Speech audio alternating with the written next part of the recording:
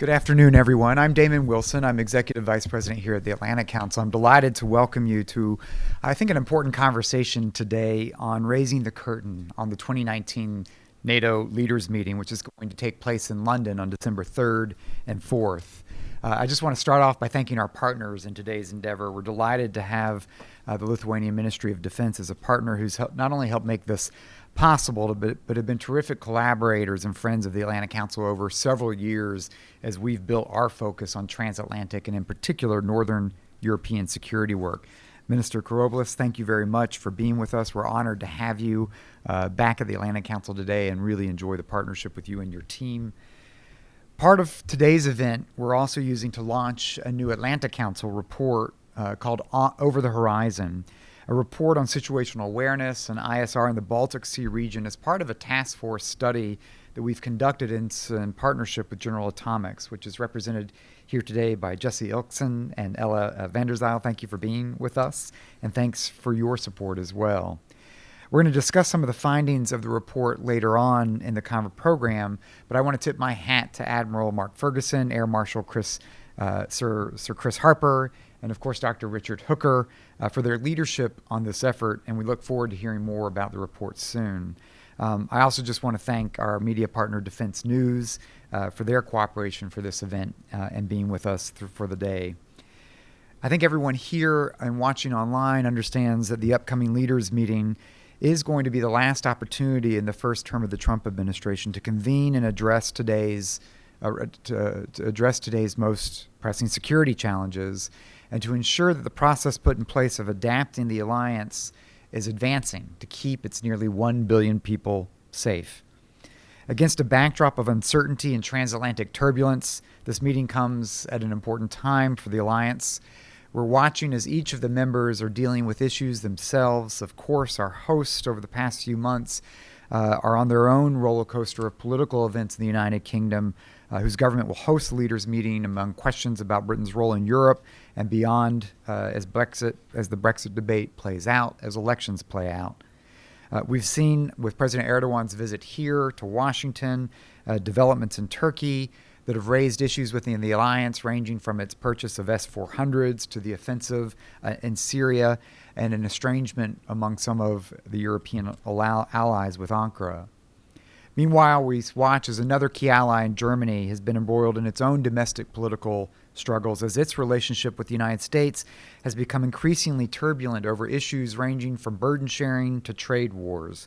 And at the same time, we've seen French President Macron raise serious concerns over NATO's fundamental viability and the U.S. commitment to Europe's security and defense. And this comes against the backdrop of France's call for strategic autonomy for Europe and stronger European defense initiatives apart from the United States. And of course, here in Washington, we have a few things going on. The United States is increasingly preoccupied with domestic political struggles, has shaken the alliance at times with its own questions about burden sharing and NATO's Article 5 guarantee. But I think what our experts are following and what we'll talk a little bit about today is that beneath the surface of this noise, things are happening. Beneath the surface, there's actually a good story to tell about NATO's adaptation. Since 2014, when we witnessed Russia's illegal annexation of Crimea and then the subsequent invasion into Donbass, fundamentally altering the transatlantic security environment, NATO has come a long way. It's made tremendous strides in its defense and deterrence capabilities. And we've seen from decisions taken at the summit in Wales to Warsaw to Brussels, pretty substantial evolution of the alliance. During this time, we've seen the United States itself that has continued to invest significantly in Europe's defense through the European Deterrence Initiative. We have more American forces in Germany and Poland today. And European allies' own defense investments have grown considerably, with Secretary General citing $100 billion in total new defense spending since 2016. And against all of this noise across the political debate in the transatlantic space, American public opinion for NATO has remained strong. Pew data shows that 62% of Americans are willing to use military force to come to their European allies' defense. And we saw a historic joint session of Congress on NATO's 70th anniversary in April, underscoring deep bipartisan U.S. support on the importance of the alliance for safeguarding American values and security and prosperity.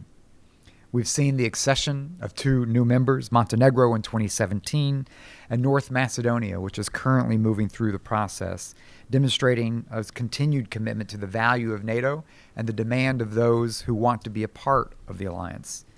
And we're certainly going to need this leverage the alliance as our leaders focus on a different geopolitical situation, an era of great power competition where alliances serve as our greatest comparative advantage.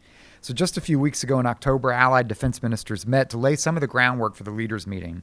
They discussed the situation in Syria, progress towards fairer burden sharing, NATO's operations, including its commitment to Afghanistan. So today we're going to unpack these issues a bit further and other key priorities as we seek to set the stage for London. It's now been about a year and a half since NATO's last major summit in Brussels, and this means that London will be an opportunity, I think, to take stock of implementation of those key Brussels summit decisions related to readiness and capabilities, command structure reform, space, military mobility, cyber. It'll also be a chance to review what the allies are putting forward to fulfill these efforts.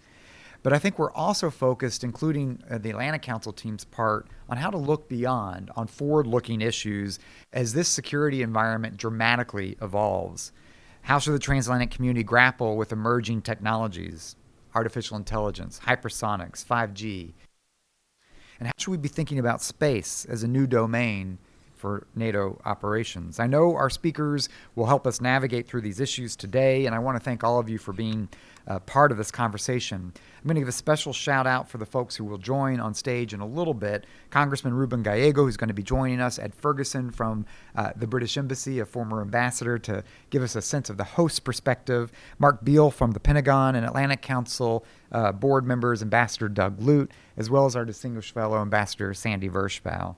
We're going to start today off with some remarks from a minister from Lithuania who's been driving and trying to shape the alliance debate, particularly over recommitment to deterrence and defense, followed by some special remarks on the leaders' meeting from the perspective of the host government. Then we'll transition into 2 panel discussions with a brief spotlight presentation by Sir Chris Harper on our Baltic Sea Task Force report in between. For all of those of you that are following along in the room and those online, please use the Atlantic Council handle and the hashtag #StrongerWithAllies. We are going to be deploying in force to London as part of a consortium around NATO Engages to provoke and hold a public town hall discussion on the future of the alliance on the eve of the leaders gathering for their meeting as we join with our partners from the Munich Security Conference, RUSI, King's College London, and GlobeSec. This will be another chance for us to expand the broader conversations about what's happening among the leaders, taking that to our publics. So with that, I'm going to turn the podium over to Raimundas Karoblis, our Lithuania's Minister of National Defense, who's been in that role since 2016. He's served his country since the mid-1990s when he first joined the Lithuanian Ministry of Foreign Affairs. He's been a consistently strong voice for European and transatlantic security and solidarity. He served as Vice Minister of Foreign Affairs, Lithuania's permanent representative to the European Union, as well as permanent representative to the WTO. I want to thank you for driving ideas not just on how to strengthen our posture in Nordic-Baltic security area, but for the alliance itself. So please join me in welcoming the minister to the stage. Thank you.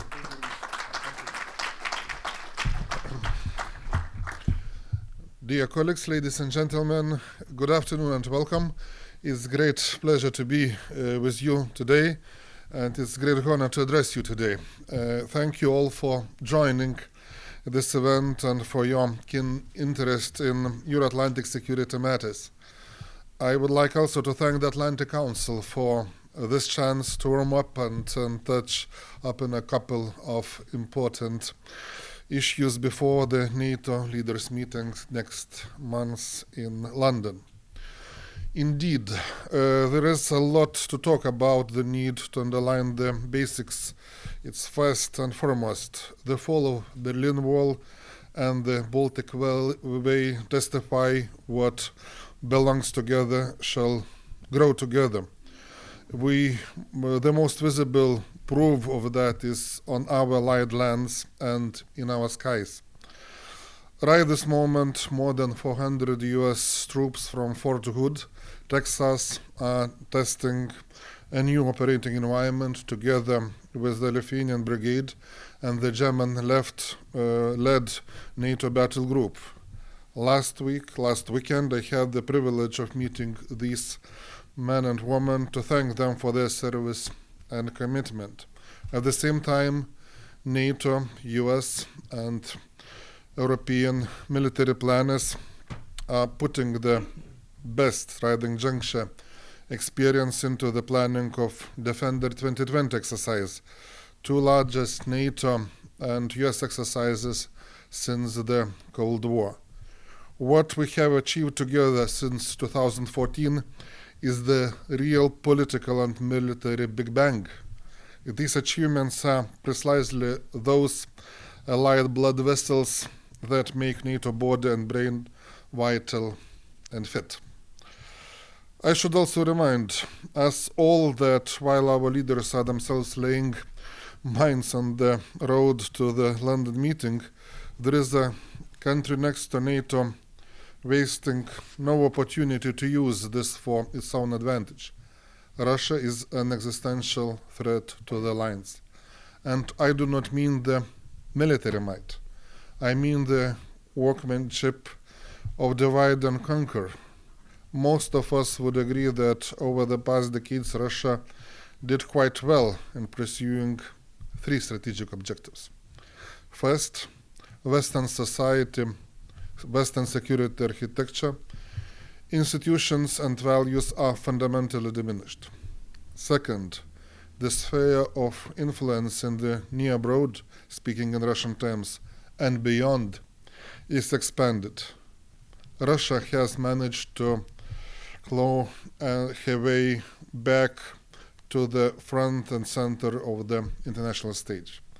And finally, Western eagerness to be fast in restoring friendship status is being successfully and patiently exploited. If we want to have a long-term strategy for Russia, we cannot lose our strategic patience. To pursue dialogue with Moscow without standing our ground would only mean catering to its illegitimate interest. It is a slippery slope where the West has, unfortunately, lost its footing before. The NATO's leaders' meeting will also mark the first time of China's being part of NATO discussions. My guess is that China will stay on NATO's agenda for a long time to come.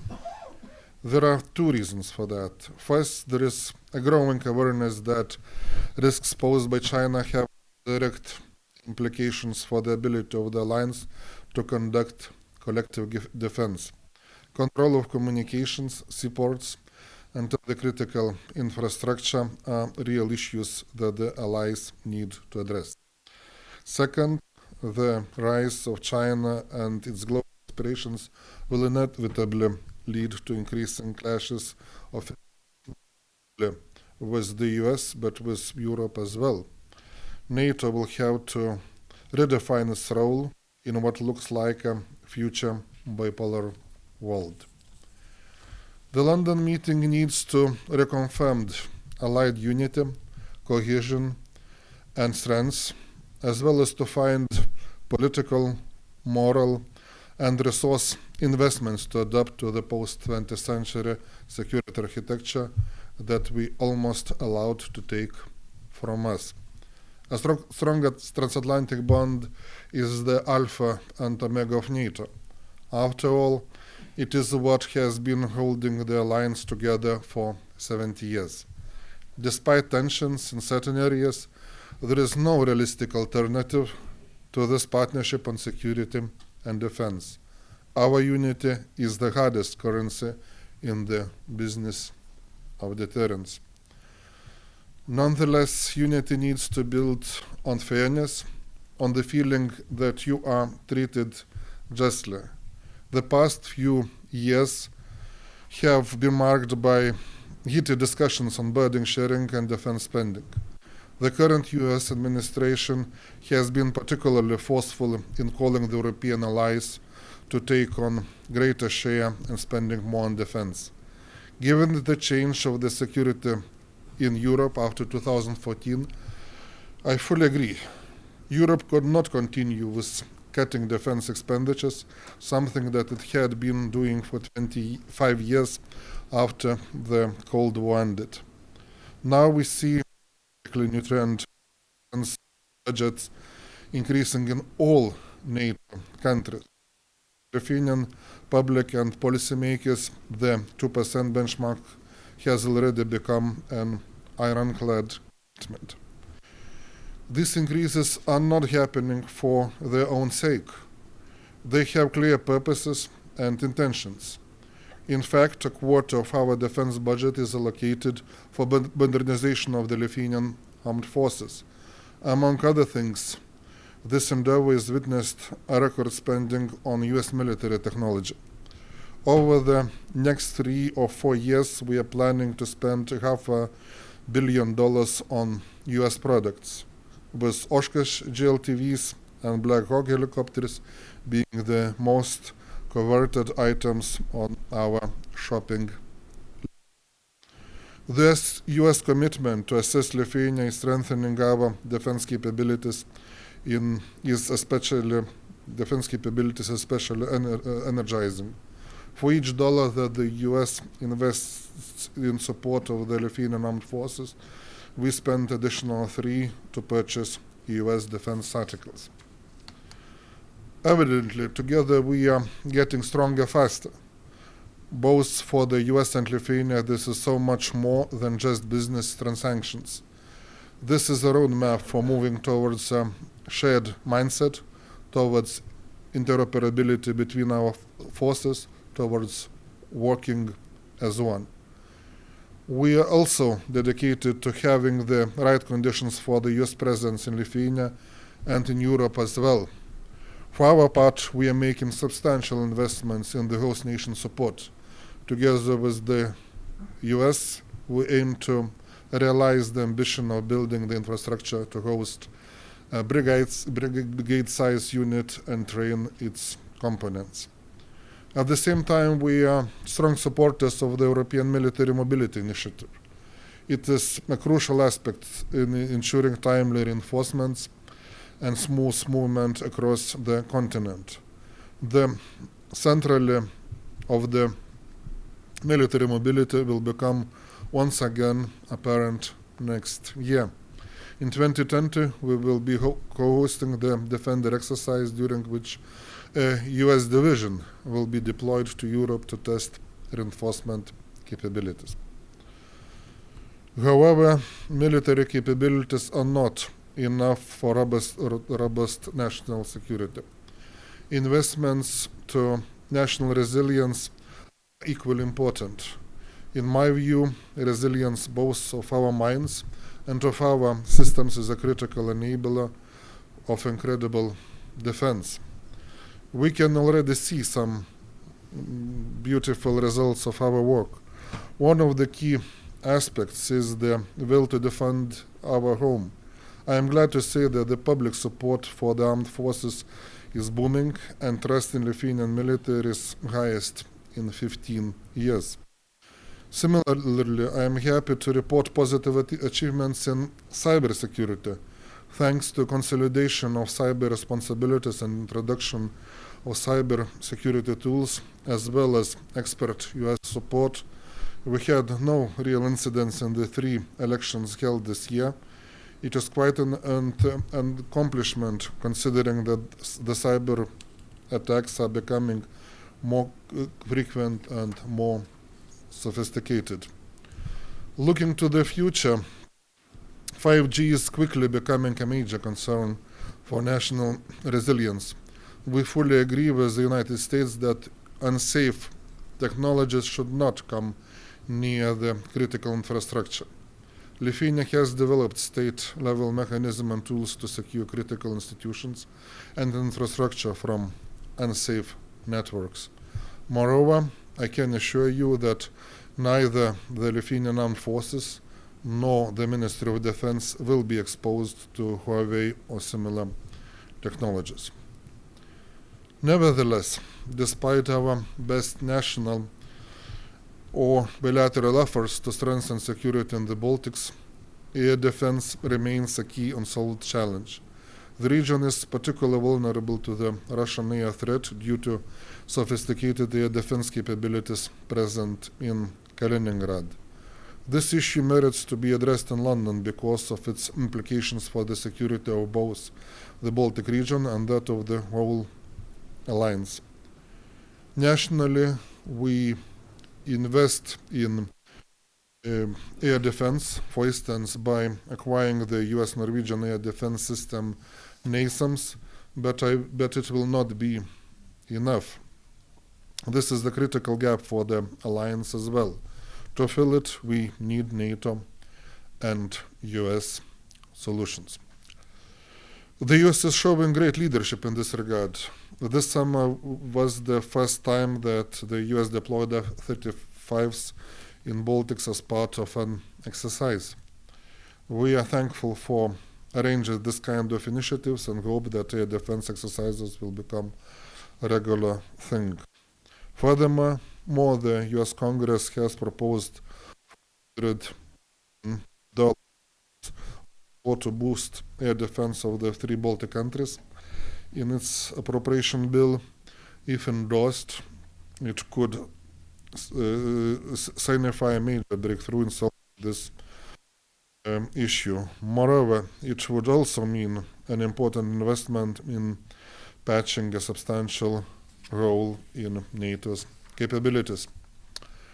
All in all, I am rather optimistic that the London leaders meeting will succeed in setting new horizons for the future of the alliance. At the same time, the summit will mark the 70th anniversary of NATO. Not too bad for the organization that was declared dead countless times. We have our issues, but we have always found ways to overcome them. Here's to hoping we can do it again. Thank you very much and wish you to have good, productive discussions. Thank you.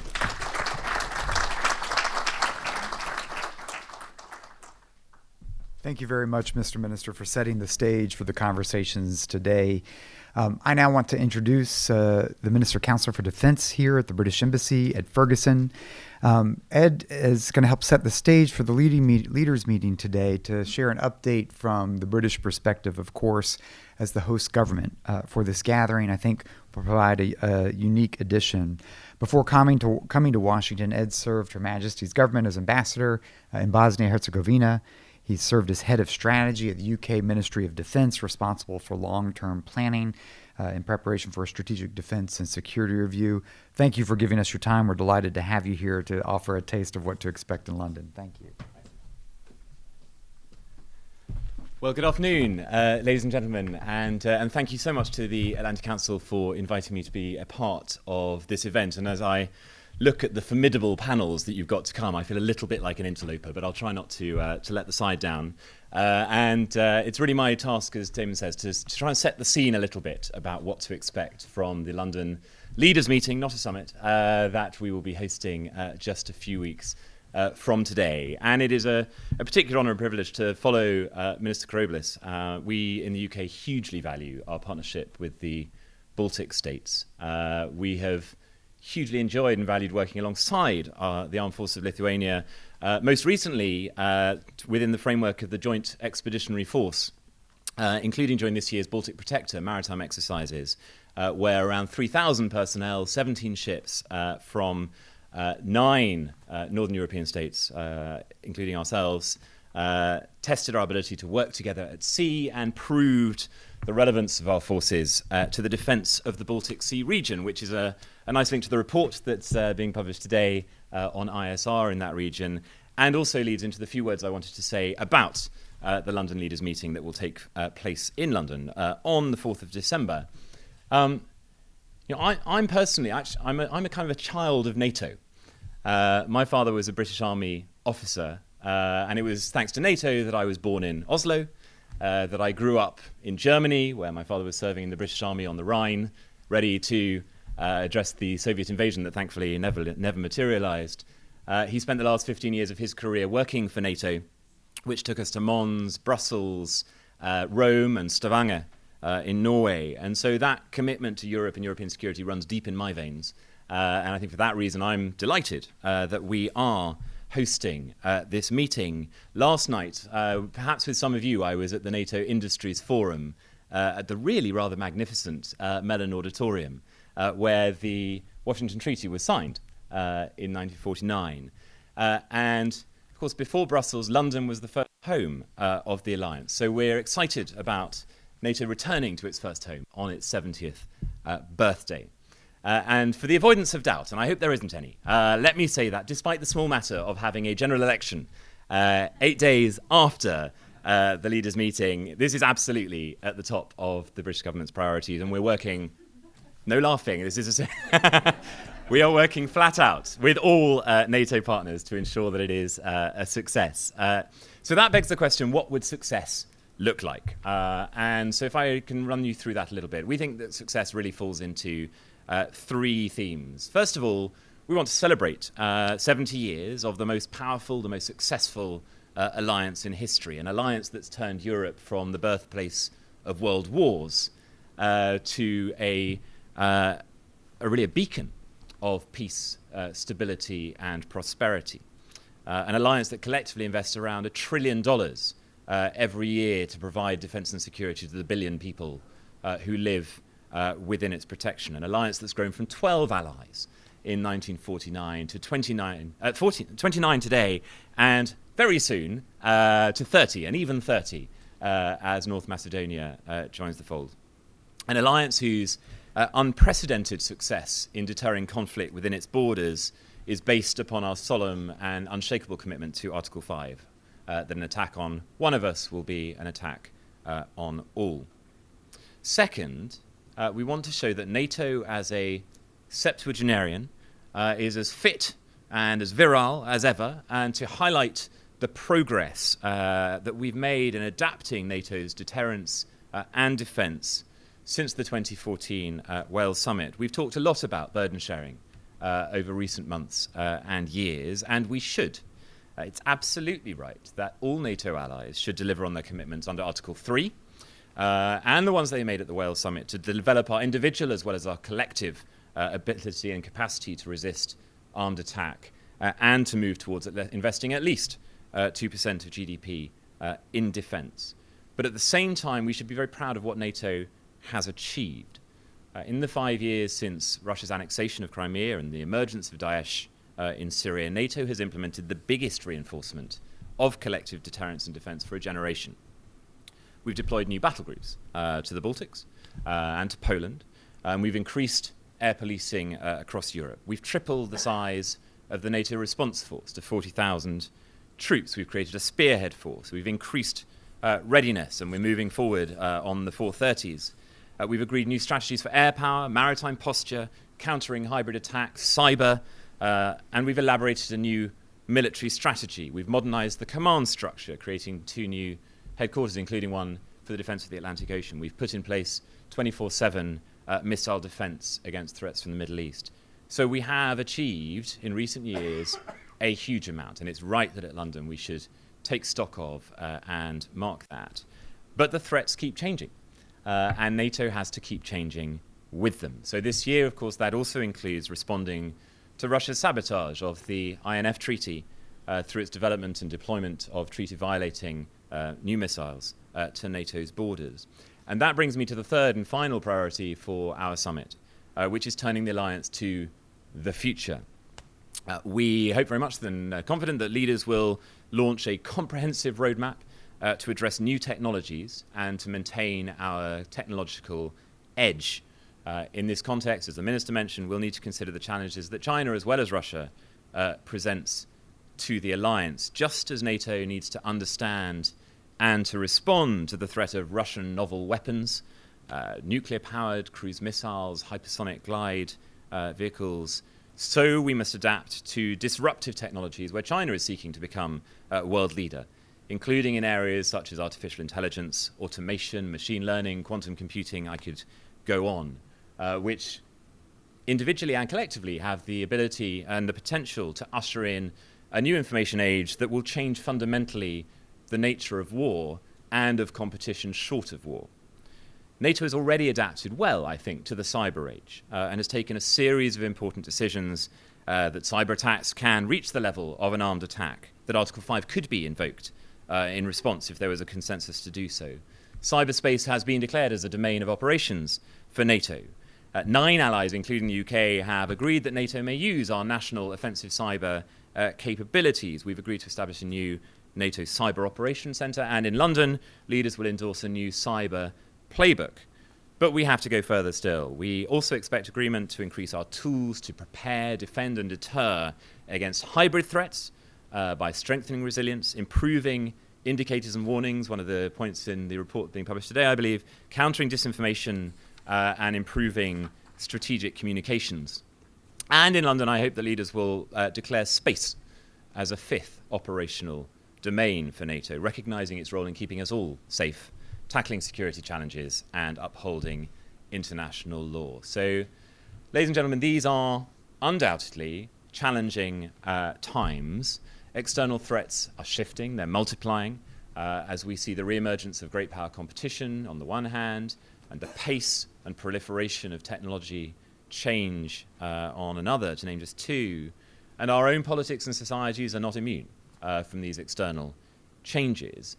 But as we face up to these challenges, we are undoubtedly stronger as an alliance, and our people are safer within an alliance. Solidarity and cohesion are the cornerstone of NATO. They have served us well for the past 70 years, and so I'm confident that in London, in 3 weeks' time, we will demonstrate that those principles will continue to serve us well for decades and generations to come. So thank you very much for that.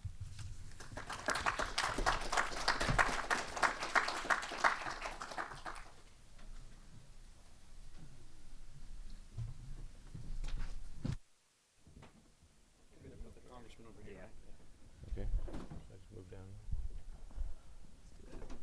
You want to switch down? I'll sit Right right here. Okay. All right. Well, good afternoon, everyone. Are we live? We are live. All right. Hello. Good afternoon. My name is Aaron Mehta. I'm Deputy Editor and Pentagon Correspondent for Defense News. Defense News is happy to once again be the media partner for today's event. We appreciate the Atlantic Council having us back.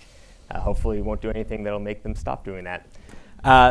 Welcome to an exciting panel. You may notice we're slightly one seat short. Rep. Gallego is finishing up some votes, doing his day job. He will be here as soon as he can. In the meantime, I think we certainly have plenty of brain power up here to address the subject at hand. To my left is Ambassador Alexander Vershbow, who is Distinguished Fellow with the Scowcraft Center here at the Atlantic Council, and of course, former Deputy Secretary General of NATO. To his left, we have Richard Hooker, Professor of National Security Study with the National War College, and also a former Senior Director of Russia for the NSC. And to his left, we are pleased to have Marta Kepe, who's the defense analyst with the RAND Corporation. We discussed a little bit before the event how we wanted to go about kind of trying to hit the big picture topics that we have to talk about here today. And I think what we settled on is essentially, I'm going to throw out a question. We're going to see what the panelists go with, and then we're going to go with from there. So my question is, small matter, small details. We're 5 years from really a massive change in NATO's structure with the situation in Ukraine, along with the many situations with ISIS and the way that the alliance has tried to deal with that particular issue. We hear a lot about modernization. We hear a lot about priorities for changing NATO. How is that going? Want me to start? Yeah, go ahead. Yeah. Well, thanks very much, and thanks to Ed Ferguson for setting the scene. We hope your optimism is borne out, and that some minor internal arguments within the alliance won't get the better of the public messaging, but we can come back to that. But I think in terms of how we're doing in the 5 years since the Russian aggression against Ukraine and the process that began with the Wales summit, I think we're doing quite well. I mean, there's maybe a little too much triumphalism. There's a lot of work that still has to be implemented, which will be the agenda for several years to come. But I think NATO did respond very quickly to the return of the threat of direct Russian aggression and the need to rebuild and relearn in some ways deterrence against the Russian threat. So there's a whole string of initiatives and new acronyms that NATO has been implementing, starting with the Readiness Action Plan, the Very High Readiness Joint Task Force. There was a recognition that reinforcement was not enough, so in the 2016 summit, I think one of the most crucial decisions was the decision to place the Enhanced Forward Presence battalions in the 3 Baltic states and Poland. As was mentioned, the command structure needed to be made more robust so that it could, with little warning, kind of be ready to coordinate multi-domain operations in multiple theaters against a large peer competitor, namely Russia. We've been working on cyber defense, countering hybrid warfare, and I think the big initiative from the 2018 summit where the leaders will take stock is the NATO Readiness Initiative, the so-called 430s, where I think there's been progress in getting nations to commit those forces, but it will again be several years before we can be entirely confident that they're actually bringing up to the real high level of readiness that they're committing to on paper by pledging the battalions, the ships, and the air squadrons to the NATO Readiness Initiative. I'd finally say that NATO hasn't been entirely Eurocentric in its response, even though the Russian threat was the number one issue during 2014. 2014 was also when ISIS burst on the scene with declaring its caliphate. And I think NATO has been trying since that time to develop a southern dimension that involves a combination of deterrence and what NATO calls projecting stability, trying to help neighboring states in the Middle East and North Africa secure their own areas and deal with the potential threat of radicalization and terrorism. I would say that that perhaps is more of a mixed record. There's been perhaps more talk and less action than there could be. We did a report on this at the Atlantic Council a few weeks ago called More in the Med, that NATO needs to be doing more in the Mediterranean, both to project stability and deal with the increasing Russian threat that we've seen since 2015 and the intervention in Syria. But overall, a positive balance sheet, but no time for triumphalism. It's good. It's nice to hear something positive about NATO. Usually we hear only the horror stories that are coming. That's fair enough. Guilty as charged. Dr. Hoover, you agree? No, I share the ambassador's view, generally speaking. I think you can point to some real achievements, certainly since 2014, really major moves for the alliance. So the EFP battalions was a difficult and challenging step, and I think they've been successful in achieving what they were intended to achieve. But NATO sure has faced a series of shocks and buffets in the last 5 years or so. So beneath the surface, there's an awful lot of good work going on all the time on the international staff, on the international military staff, down in the JFCs, I would say in capitals. But if we're honest with ourselves, trying to bring the alliance together at 29 is different from trying to bring the alliance together at 12 or at 16. There's no question about that. And as the alliance has grown, we've begun to see fissures evolve as well that perhaps were not quite as pronounced as before. So the perspectives of the Southern allies are quite different from the perspective of the allies in the Nordic region and the Eastern flank and so on. And then we've seen a series of political shocks, not least of which, of course, is the intense pressure that's been brought to bear on the topic of burden sharing. This didn't begin, of course, with President Trump. Many of you will recall Secretary Gates' parting comments in NATO in 2011, which I think were quite direct and quite forceful. And it's certainly true that the current generation, or the rising generation of American political leaders anyway, don't quite have the same kind of NATO DNA that perhaps was the case with the previous generation. And so the perception of fair burden sharing is important if we're going to keep the United States firmly engaged in the transatlantic relationship. On the other hand, I think we may be getting carried away a little bit by our own rhetoric. So when I go around and meet with audiences, academic audiences, when I travel to Europe, people often have strong opinions without a strong command of the facts. So I met with a group of American one-stars just 2 weeks ago who felt pretty strongly that our allies were not holding up their end of the bargain, but were unaware that the European allies spend something like $300 billion a year on defense compared to Russia's total, which, depending upon the source that you look at, is between $48 and $70 billion a year. So that's more than 4 times what Russia spends. And if all of the allies were to reach 2% at the same time, that number would be far, far higher than that.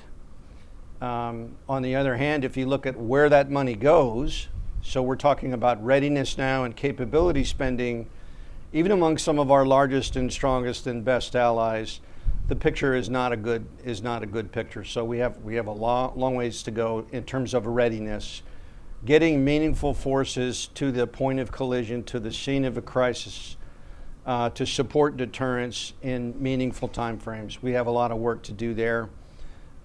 We've worked hard on the NRF. We've worked hard on the VJTF. There are not a lot of people that are satisfied with the progress that we've made to date. We need to do better with those initiatives. The 30-30-30-30 initiative, I think, is a great idea. We will see if it comes to fruition. I mean, the first step, of course, was to get agreement at the ministerial level. We'll see if this translates into reality. If it does, I think it could be a game changer on the readiness front. Probably the most serious challenge facing NATO right now is its own center of gravity, which is the cohesion of the alliance.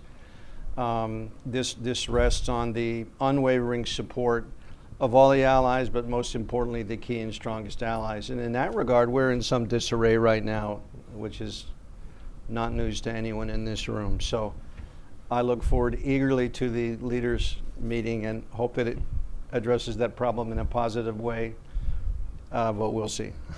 All right. As you can see, we're lucky enough to have Rep. Gallego here with us today. Thanks for having me. We are in the process of just going down and kind of giving top-level comments about how NATO's done in the last 5 years in its modernization process. So Marta, that's your cue to head on off. Yeah, thank you. I really think that there's one specific area where NATO and Europe in general has started doing a lot of work. It hasn't ended doing all that work, and that is military mobility. Especially since 2016, we're really seeing a lot of momentum in this issue, and that is really one of the 430s. It's also a key enabler for us to even use our capabilities, even if we had all the ideal capabilities that we would want or need. Military mobility or logistics, moving equipment or personnel within the European theater wasn't really something that we thought about up until 2014, 2016. There are a lot of reasons for that. Mostly we were all engaged in out-of-area operations. There was the peace dividend after the collapse, after the end of the Cold War. A lot of our logistics were outsourced when we were doing our out-of-area activities. And also the other thing is the question of infrastructure investments. Even on the civilian side, the question is where we're doing enough.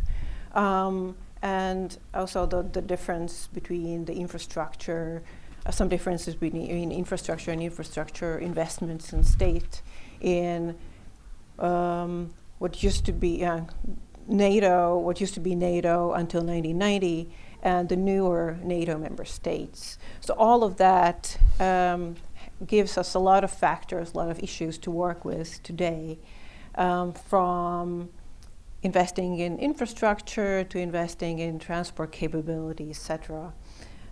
Today, we really had a lot of movement and momentum in this issue, and that is, 5-10 years ago, we weren't really talking about NATO and EU cooperation. Today we are, and this is really one of the flagship cooperation project of these two organizations, specifically because the EU has the tools and the abilities to invest in transport infrastructure, which is, mostly that would be civilian infrastructure with some exceptions. And really, mobility is important for the defense of Europe for the reasons of ability to reinforce our operations and also rapidly deploy it, as I said. And as General Hodges is the key player, the key advocate for this issue. It's really having the ability to move fast would ensure that we are able to provide our decision makers and our politicians with the ability to actually use forces as well. So I think, where are we today? Some improvements have been made, but there are specifically improvements regarding permitting, sort of softer side of improvements, permitting processes, VAT aspects, customs procedures. There's a lot of work being done on those. Areas where we still are looking forward to the developments is investment in infrastructure. So really looking forward to how the CEF funding vehicle is going to be used by the EU to invest in dual-use infrastructure. And there we could expect some developments, within the next several years, because investing in infrastructure does not happen in one day. We do have to wait a little bit to actually see those developments. What I would like to see from the meeting in December is really to make sure that we keep the momentum going. And I think that high-level encouragement for this momentum is key at this stage. Things are happening. People and experts are working at all levels, but really encouragement when tackling this very complex issue at times would really be useful. All right, and we're certainly going to get back to the question of what to look for and what to expect out of London as we go forward with this panel. Congressman, if you have some thoughts you want to open with? So, and just to make sure, what was the question again? Sorry, Sure, jumping in, taking notes at the same time. Absolutely. The question of how NATO has gone about with modernization, if it's on kind of the right track in your mind. In my opinion, the shift that occurred, especially with the United States leaving Iraq, in terms of also where NATO is, I think we are going in the right direction. There was such emphasis on counterinsurgency among the United States as well as its allies that I don't think we were investing in the type of infrastructure or technology or platforms that could withstand a Russian incursion. So I do see, at least in the last 5 years, speaking to a lot of the ministers, at least in the last 5 years, there has been a strong investment in that area. I think the one area that we desperately need to work on is mobility, both on the East Coast for us as the United States and for us also have access within Europe to make sure that we could bring the mass into Europe should the balloon go up. And we need to do it quickly. At least on our side, we're already seeing some efforts, specifically by the Marine Corps and some of our airborne divisions, to be able to move faster and quicker and have more lethality into any type of regions, but specifically into Europe, and even the continued efforts with some of the Marine rotational forces in the North Atlantic to also be able to move fast. So I think in that regard, we're doing better, but we're not where we need to be. Obviously, our biggest fear is that we cannot get enough resources and manpower in there fast enough for us to give us enough breathing room to actually make calculating decisions about what type of pushback we should have. And our biggest fear is, of course, that Russia creates a fait accompli for us and basically shuts down a war before it even gets to it. But in that regards, there are obviously some, at least what I've seen, some favorable situations. I have been very happy to hear a lot of our partners are talking to each other about mobility within the continental Europe. That has always been a concern. It's one thing if you get the trucks and the trains going, but if you can't actually have customs signing off on manpower moving through, that is going to be always a problem. And I guess I'll wait for what you like. I actually started writing about what I'd like to see out of the London meeting, but I'll wait on that. Oops, sorry. Well, I wanted to actually stick on mobility for a second Yeah. there, so I appreciate that. That's kind of been a big talking point the last, I would say probably 2 or 3 of the major NATO meetings has gone through, where there seems to be at least some movement on that. The EU certainly has its own thoughts on that, and getting those aligned has been an issue. Ambassador, I'm wondering if you think the military mobility issue is, again, on the right track, but also if there's ways to maybe make sure, as we've heard many times over, there's concern about NATO doing one thing, EU doing another, making sure those ties are strong enough to work on both sides. Well, my impression is that it is on the right track, but there's a hell of a lot of work to do, and a lot of resources will need to be applied. And some of them have been committed, but some have not. I think the NATO EU collaboration is a good news story. I mean, just the whole idea that the EU will commit its common funding to infrastructure projects that will benefit the defense of NATO is a kind of a good message about NATO and the EU being complementary rather than rivals. But the EU hasn't earmarked that much money. I think it's about 13 billion euros.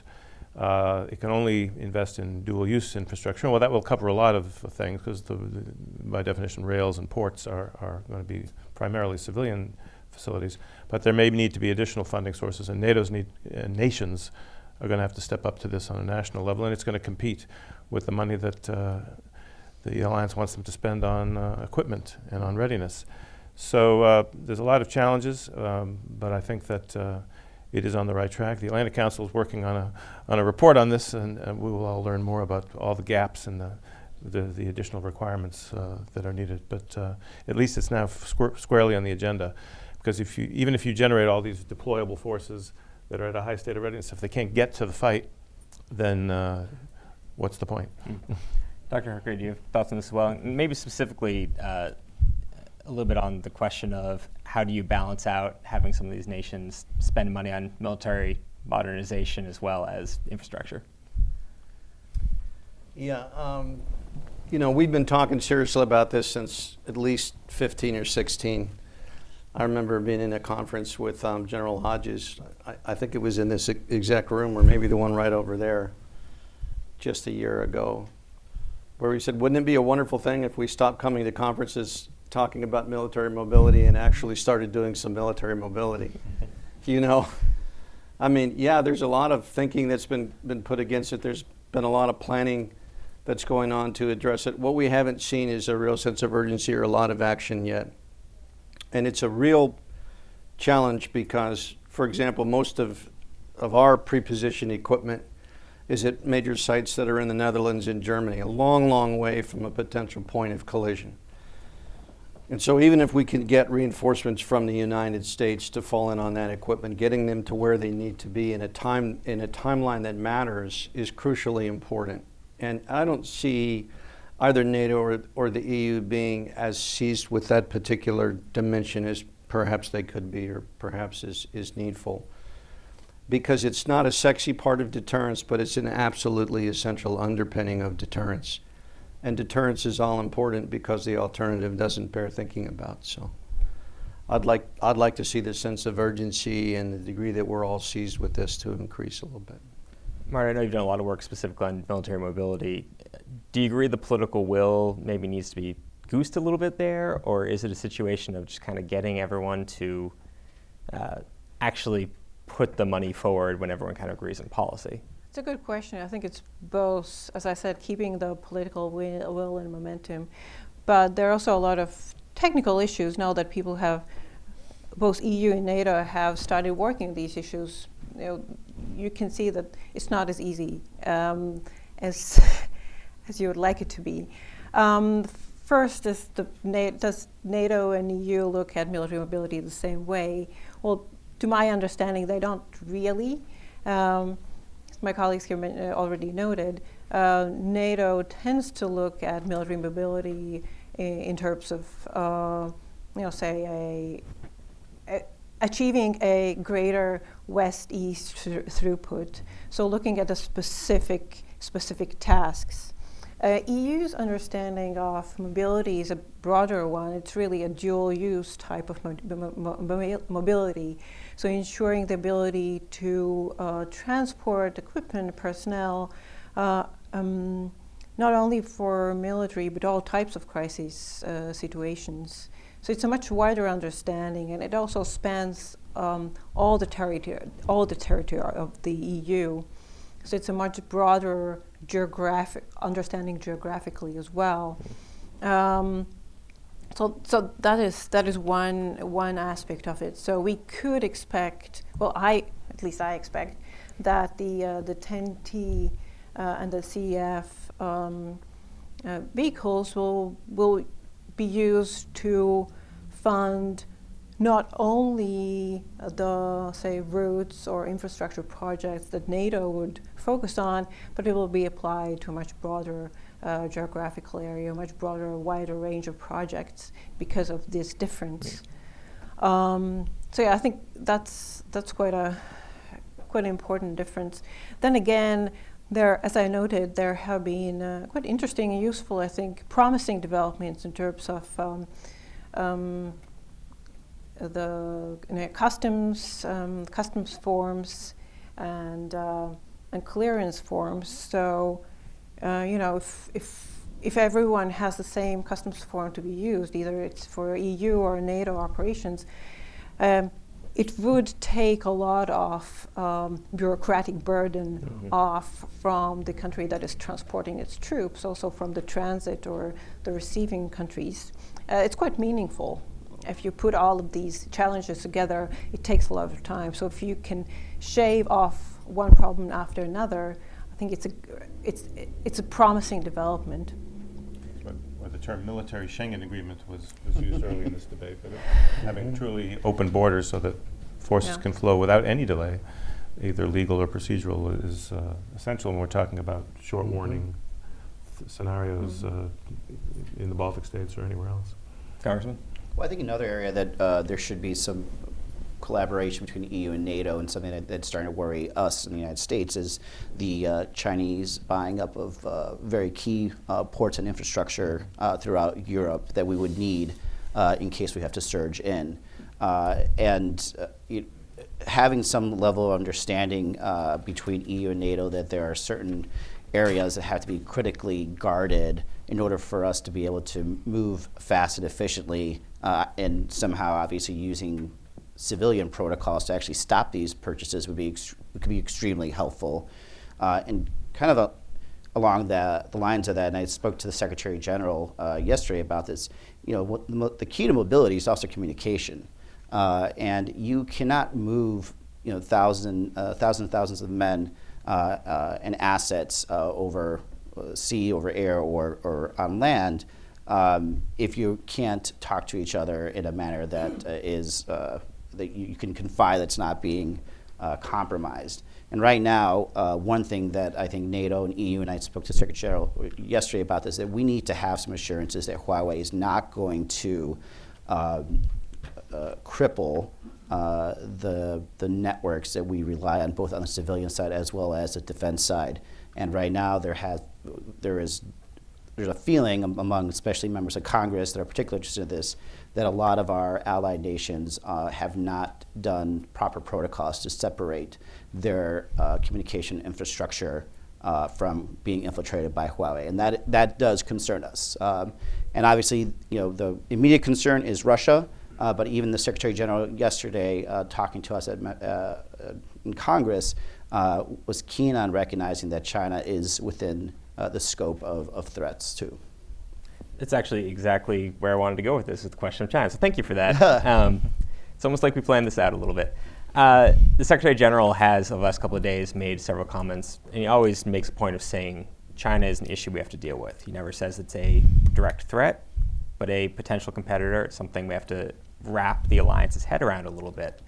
In talking with NATO officials and uniform officers the last couple of days about that, there seems to be a question of how do we do that? Because China is not a nation-state threat to Europe at this point. While NATO has managed to, over the last several decades, kind of change itself to deal with non-nation-state actors, China is its own situation.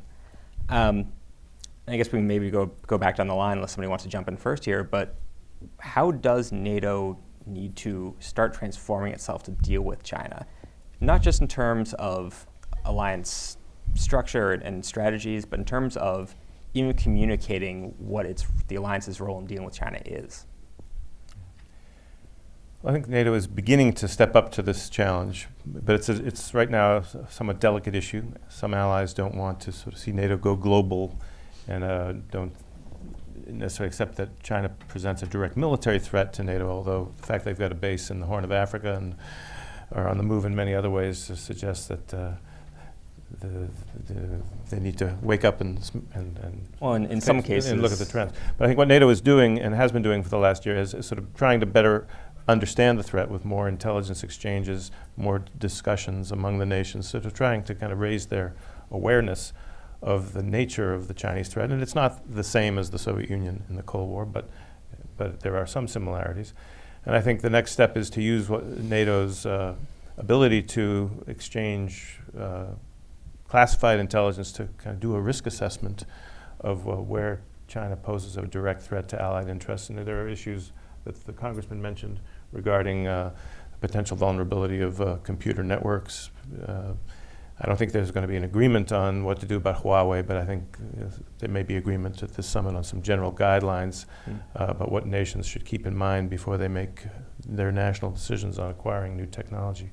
The vulnerability of ports and other transportation infrastructure, I think, is recognized as something that could directly affect NATO's ability to carry out reinforcement operations in a crisis. There's dependencies on some Chinese technologies and raw materials, rare earths I've heard mentioned as an example of things that we wouldn't want to become totally dependent on China. And of course we want to think about our export controls and not selling the Chinese technologies and weapon systems that could be used against NATO. So I mean, there's a lot of different elements that I think are beginning to gel. I'm not sure that this summit is going to be the inflection point, but I think it will be a start for NATO to start thinking about some basic principles and guidelines for dealing with a rising China. And Dr. Herker, one of the aspects here that's obviously different from dealing with Russia back in the day is that China is investing in many of these countries. They're a big economic player, trade partner, local investor. That complicates trying to get 29 countries, 30 countries to agree on how to deal with them as well, right? Yeah, I think in practical terms, this is difficult right now. Number one, because there's far from a consensus appreciation that China represents a threat to NATO at this point in time. I mean, I think there is growing concern, as the ambassador mentioned, about the long term. What are the implications for Chinese investment in infrastructure, Chinese technology inroads into the alliance, and those sorts of things. But look, NATO is distracted right now. It's distracted by political controversies. It's distracted by differences in opinion about what the threats really are and are not right now. It's distracted by personalities. It's distracted by a lot of things. And so to meaningfully think through and address and do concrete things about China in the alliance right now, it's very, very difficult because we're in a difficult place in the alliance, and we're going to need to work through some of these issues. It's going to take some time to do that. And I think the Chinese challenge is going to have to become more manifest to the allies themselves in a more shared way before you're going to actually see big moves and concrete moves. Now, which is not to say that individual nations aren't doing this, but collectively as an alliance, I think it's a little bit of a ways off. What could that potential threat, inflection point for lack of a better term, that would capture people's kind of willingness to act on it, what could that look like from China? Probably not a direct military threat, but you're looking at something that looks something like state capture on the part of one or two small allies. If the government is in the end financed by the Chinese, if its economic dependence becomes so great that China can effectively influence its sovereignty, those kinds of things would be a direct threat. Maybe not a military threat right now, but a direct threat to the cohesion of the alliance. And we need to be thinking about those dimensions right now, I think. Martin, anything to add on this? Yeah, I have something to say on this. I think the way I view it, it's we talk about protection of critical infrastructure, so security, investment in critical infrastructure, I really see it very much on a national basis. But we also can look at through, when you talk about NATO, we can look at it through, NATO's Resilience 2.0, and also, NATO has been talking about the importance of preparing, building resilience against hybrid challenges. So those would be the frameworks through which I would look at it within NATO. At the same time, and I know I've been talking too much about NATO-EU relationship, but EU has been casting a more critical eye on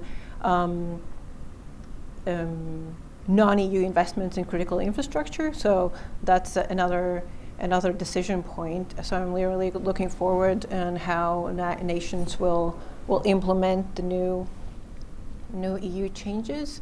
I'm very sorry that Minister Karoblis left, because to my understanding, Lithuania has actually quite strict investment laws, so it would have been great to have him to comment on those investment laws here as well. Congressman? I kind of already talked about watching critical infrastructure on the civilian military side and both dual use applications of that. I do think one area that could actually be really helpful in terms of us dealing with China, whatever that looks like, is that we do have an issue in the United States of manpower and funds. And one area that we could use relief, that I think NATO has potential more expertise than we do and could do it effectively, is to help lower our footprint in Africa. Our footprint in Africa is only going to keep growing over the next 10, 20 years, while at the same time we really need to start shifting more and more eastward. With a lot of our NATO allies having historical ties to Africa and expertise, it might be better off if they are taking the front lead on that, and we can shift our focus over to more other areas that are, I think, need more of our urgent attention. You already see that with the French a lot, and I think that if we could see more of that happen, I think that'd help us. It'd help us free up a lot of the resources that we need in other areas. I would agree with that. I think the Chinese challenge is not only NATO's to respond to. I mean, I think this is a case where you need NATO to be working with the EU, with the UK post-Brexit, with Japan, Korea, other like-minded countries in Asia, to come up with a strategy to counter Chinese aggressive instincts, but also to counter Chinese influence.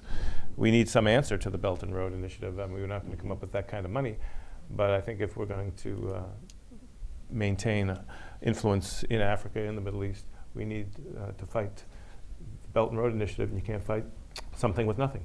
Yeah. All right, so we have about 20 minutes left, so want to make sure we have plenty of time for questions. Get your questions ready. We're going to just go down the line again and just relatively short, if we can, expectations for London. What are you going to be looking for? What are you hoping to see come out of this meeting? Well, I'm wondering whether, in light of some of the problems in recent weeks, whether it's going to be dominated by sort of arguments and recriminations, some directed against Turkey over the operation in northern Syria, which allies have strongly objected to. Also criticism of the U.S. for greenlighting that operation, and as Macron said in his remarkable interview, not consulting with coalition partners who have forces at risk in the fight against ISIS. So that could be one source of debate, and of course the burden sharing issue. We haven't talked that much about it now, but I think from what I've heard from visits to NATO headquarters, that allies are kind of bracing themselves for a repeat of the second day of the Brussels summit, when the president kind of kicked over the table and had a tantrum, but even threatened to do his own thing, implying even leaving NATO. And with all the questions now from Macron about the absence of U.S. leadership and consultation, this could get a little ugly, and all the positive agenda items that Ed laid out for us could get drowned out by the noise. Well, I think the timing of the leaders' meeting is unfortunate. I think there's been there's a convergence of of controversies and events that are going on right now.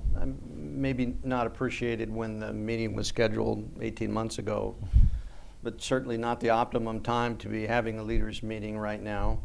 I'm not optimistic that it's going to go smoothly or that there are going to be a lot of smiles, but I think it's important to also remember that first of all, NATO and the transatlantic relationship is something that in a real way, it transcends individual administrations and it transcends particular personalities. The roots of the alliance are very deep. They're based on not only shared interests but also shared values. As we've heard today, there's still an awful lot of good work going on inside the alliance.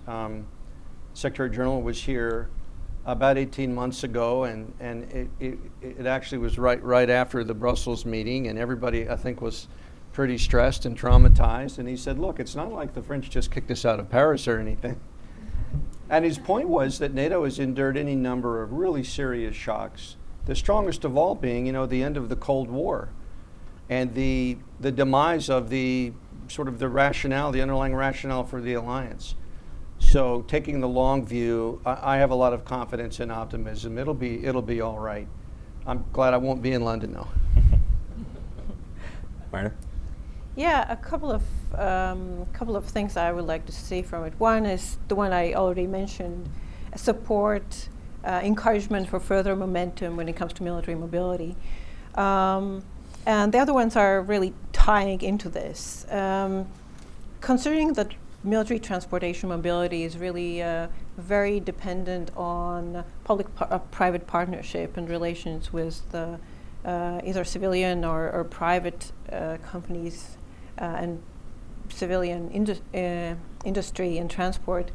I would really like to see more developments or more understanding and awareness of the role of the non-military part of Europe, and encouragement for public-private partnerships, either through NATO EU relationships or through other frameworks. I think it's important to raise awareness of an understanding of the role of the civilian part of our societies or civilian infrastructure and their managers in the defense of the European theater.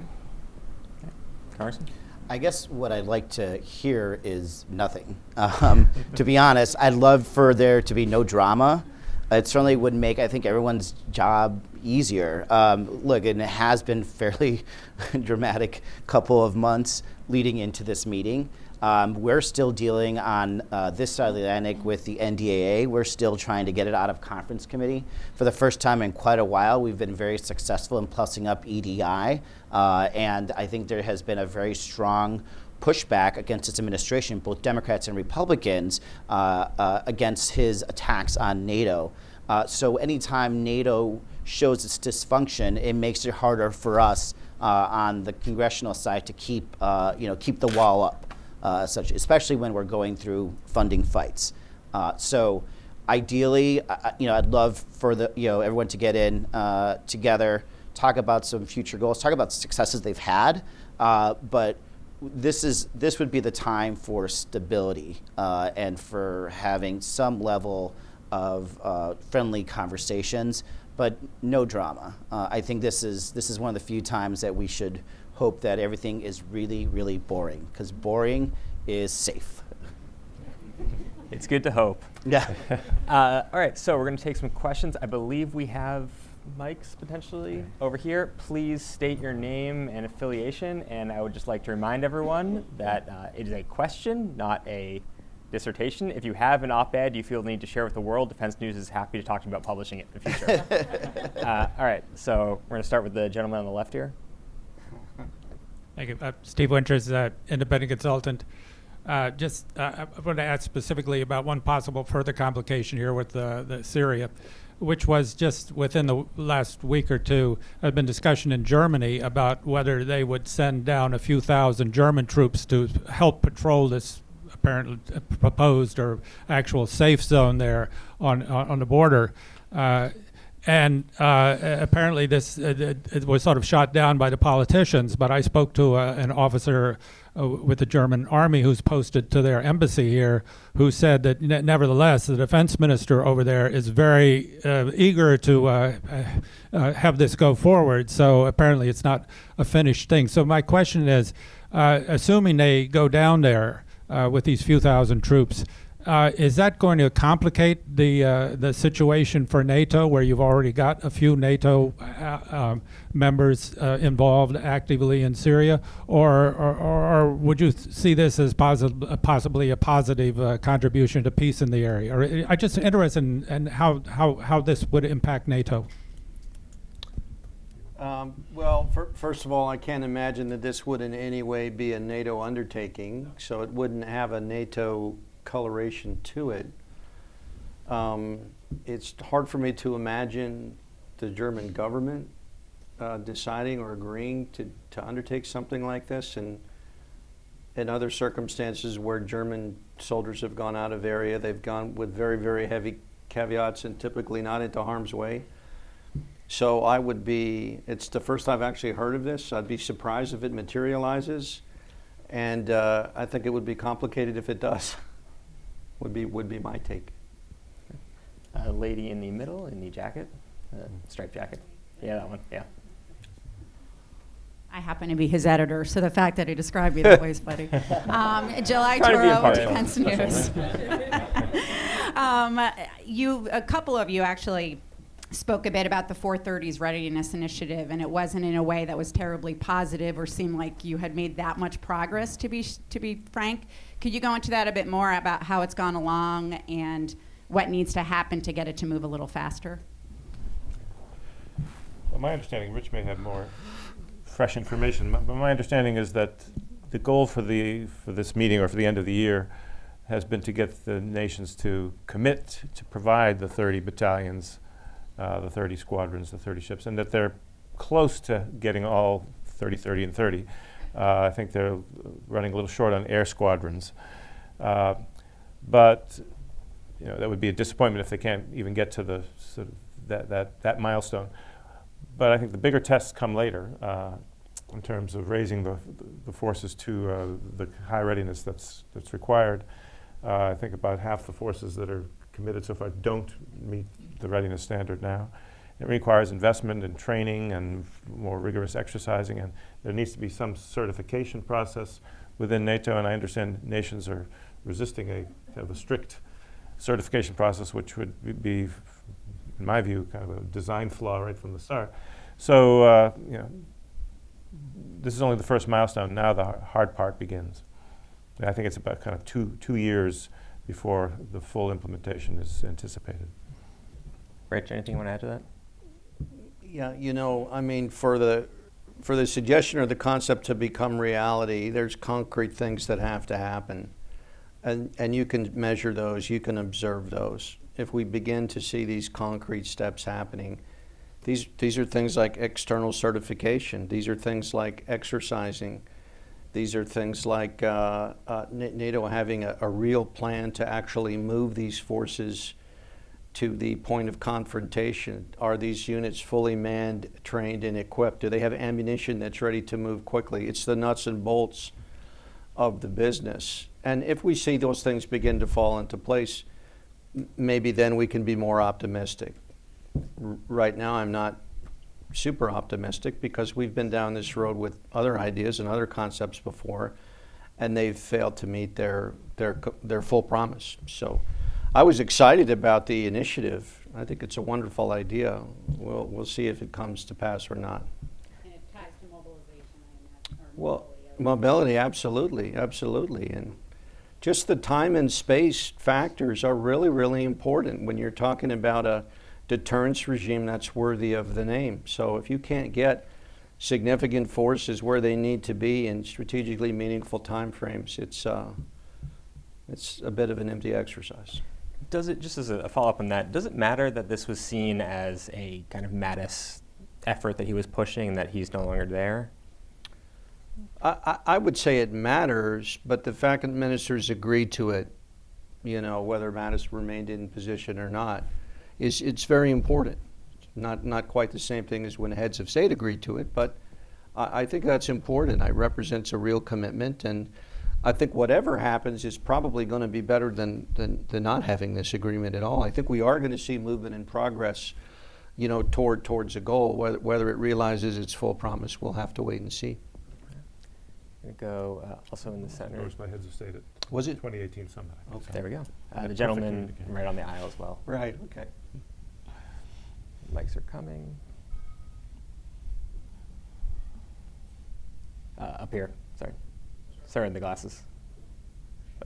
3 up. There we go. So if you can keep your hands raised until the microphones get to you in the future, that'd be great. Thank you. Yes, I'm Russell King, retired, formerly Naval Control Shipping Officer in Europe, and I think I'll direct this question initially to Professor Hooker. I've heard there's a proposed EU military force, and I'd like to know, if so, who are the proponents of this force? What do they cite as the advantage? Who are the opponents? What do they cite as disadvantages? And what is your opinion? I'm tempted to say I defer to my betters on that question. You know, we spend most of our time, I think, looking at and thinking about and trying to solve NATO problems. There have been some small-scale EU military operations, out-of-area operations. We've seen them in Africa or whatever, but not on a very large scale. So I would have my doubts about it. I think there is a political agenda at work here. I think there are forces in Europe that would like to see a more autonomous European defense security architecture, and this is part of that conversation. But I would have my doubts about the ability to put it into execution on any kind of scale right now. I mean, from what we know about the readiness of European forces, if you translate that into an EU context, it's not a pretty picture. We're going to actually take 2 at a time here just to make sure that we kind of gather up. So we'll do one up here and then in the middle there, please. I'm Peter Humphrey, an intelligence analyst and a former diplomat. I see Lithuania has taken rather great strides to establish a civil defense mindset throughout the country. It's not exactly Switzerland, but it's something. More than we can say for the 2 neighbors. And I'm wondering if NATO can perhaps encourage Latvia and Estonia to pick up this thread of civil defense, because like Lithuania, they recognize that the only thing they can do is a holding option until help can arrive. So I feel that the other Baltics have gone nowhere on this.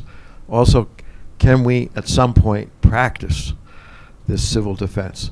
Actually get the Maquis forces to practice a real invasion with assistance from NATO, looking to that time when the NATO forces can come and back them up. Great, and we're going to just take in the middle there as well, so make sure we get to both. Thank you. Asta Benonis with the Lithuanian American community. I have 2 quick questions. You've already mentioned the need for European countries to prevent Chinese government investment in key infrastructure, but isn't it true that Russian organized crime or Russian government front companies have already infiltrated key ports and other transportation Some would say lines? presidencies, too. And a question for the congressman, if you'll share names with us, is it only the Trump administration officials that are trying to prevent NATO funding within the NDA for this year in conference committee, or are there Putinistas like, heaven forbid, David Nunes, who are carrying the administration's water? So in reference to the NDAA, at this point, that fight is over when it comes to EDI. We won that fight. What's actually holding up, unfortunately, the NDAA is the border wall. And the reason that still matters is because the way they funded the border wall is they actually took money from EDI. So for money going forward, we're trying to make sure that they can't take any money in general from the defense budget without talking to us.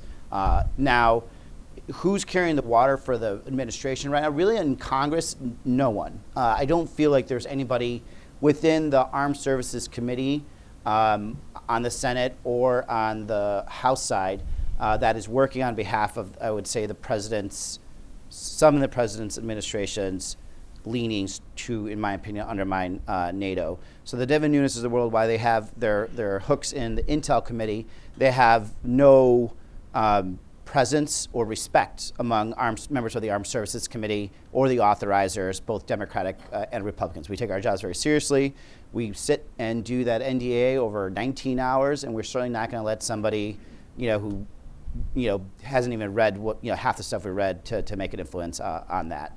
And in terms of, Russian influence and their ability to basically have the whole of corrupt government approach to project their national security interest, it is a problem. It certainly has been a problem that we've noticed here in the United States, and I think one area that we have not worked with as well with our partners overseas is working on the civilian side, making sure that, for example, our Secret Service, when it comes to money laundering, is talking to the relevant forces or the relevant departments overseas.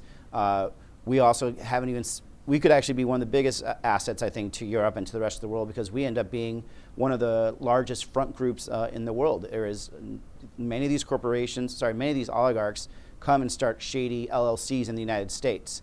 And because of our laws, they're allowed to basically operate without any punishment throughout the world.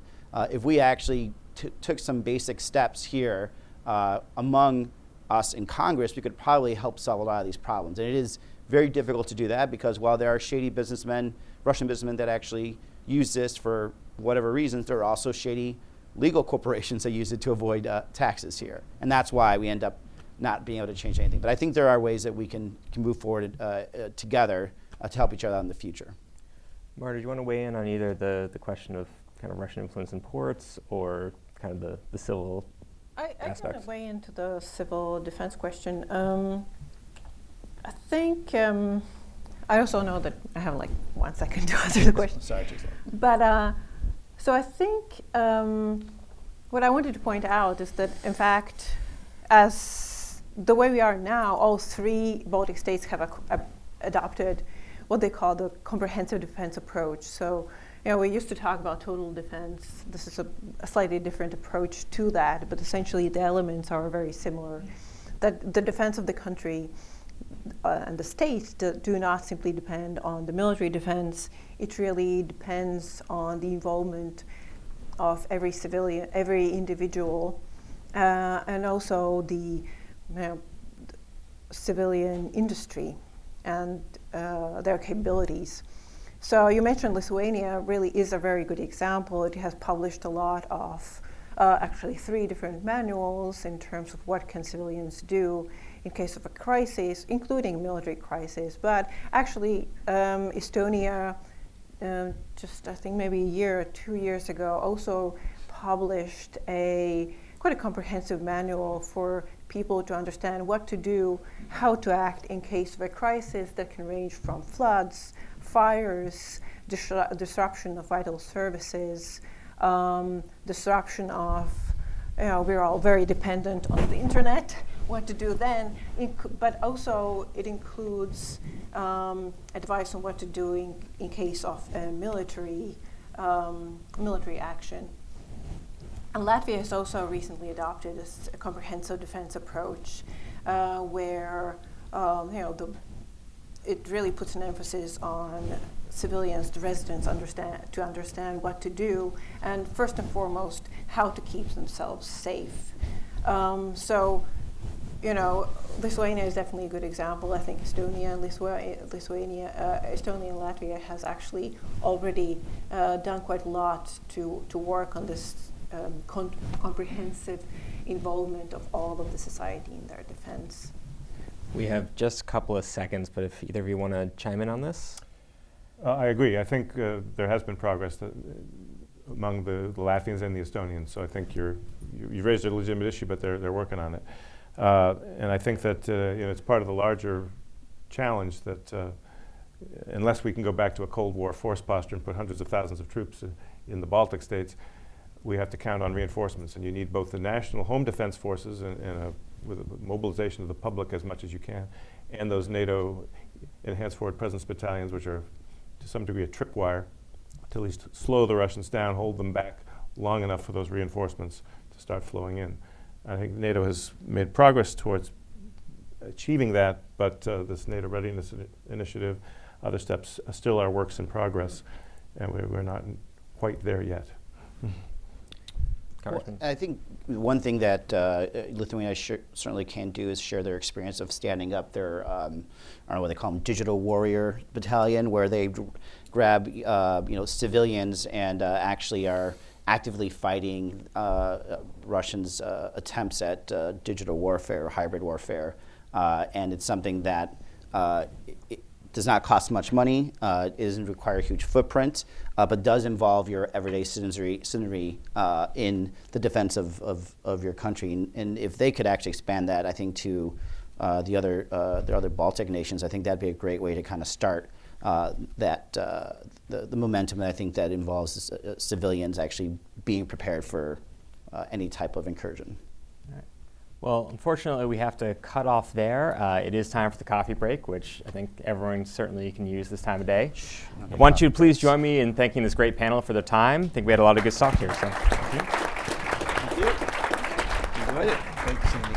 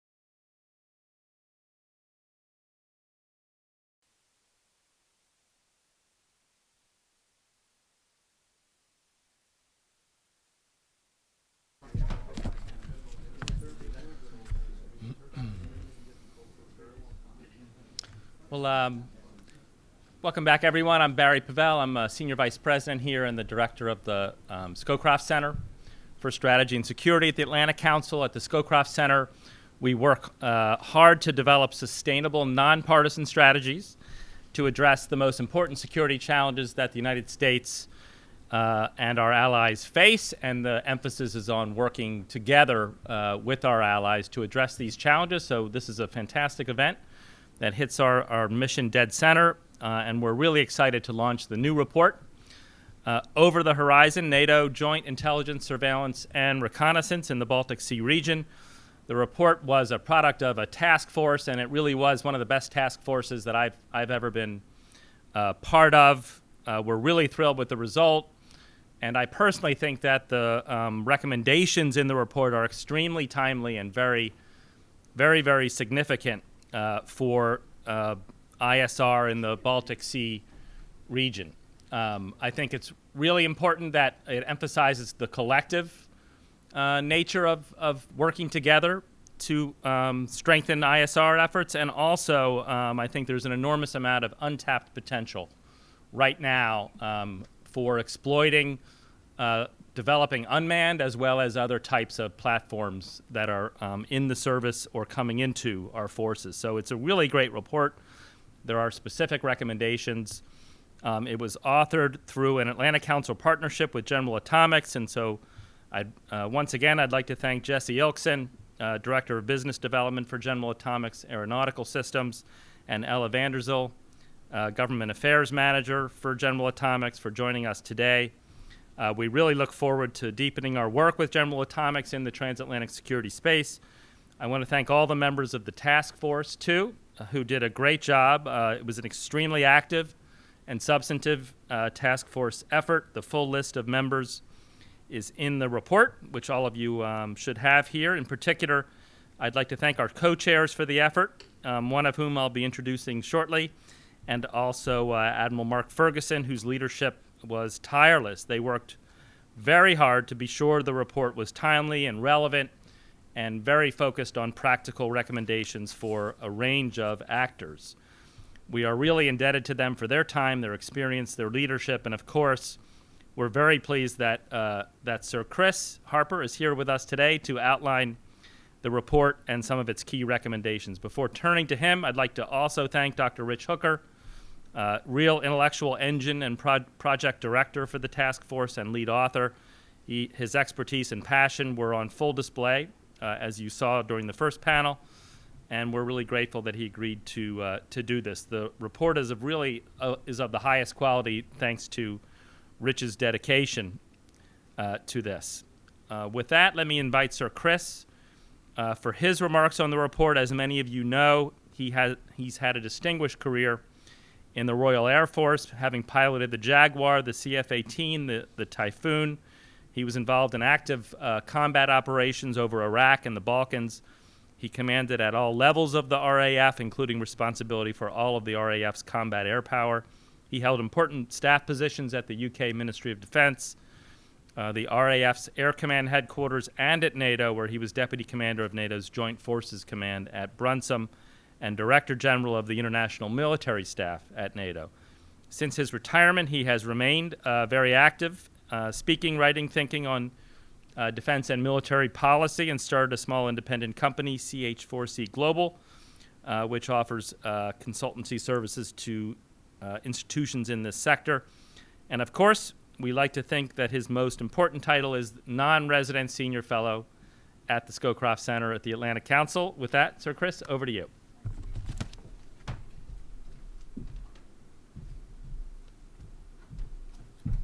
Well, ladies and gentlemen, it's a great pleasure to be with you today. I gather that there's already been a prelude to the launch of this report at lunchtime, but that it falls to me to formally launch it this afternoon. And I'd like to echo the comments made by Barry that without Mark Ferguson, without Richard's amazing pen work, and indeed everybody on the task force, this report wouldn't be of the quality that it is. So I commend it to you.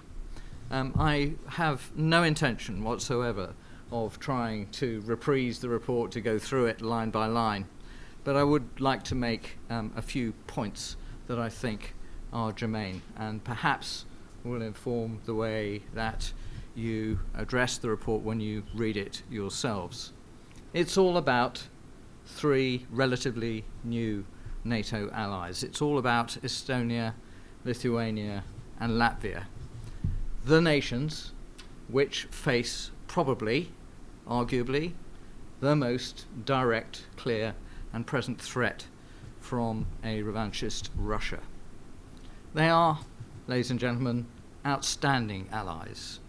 You hear people talk in the past about buyer's remorse and about the difficulty that absorbing allies such as those caused the alliance in the early days. I absolutely think that those comments were invalid at the time and remain so to anybody who might think that way now. They invest blood, treasure, and a significant amount of effort into being genuinely exceptional members of our alliance.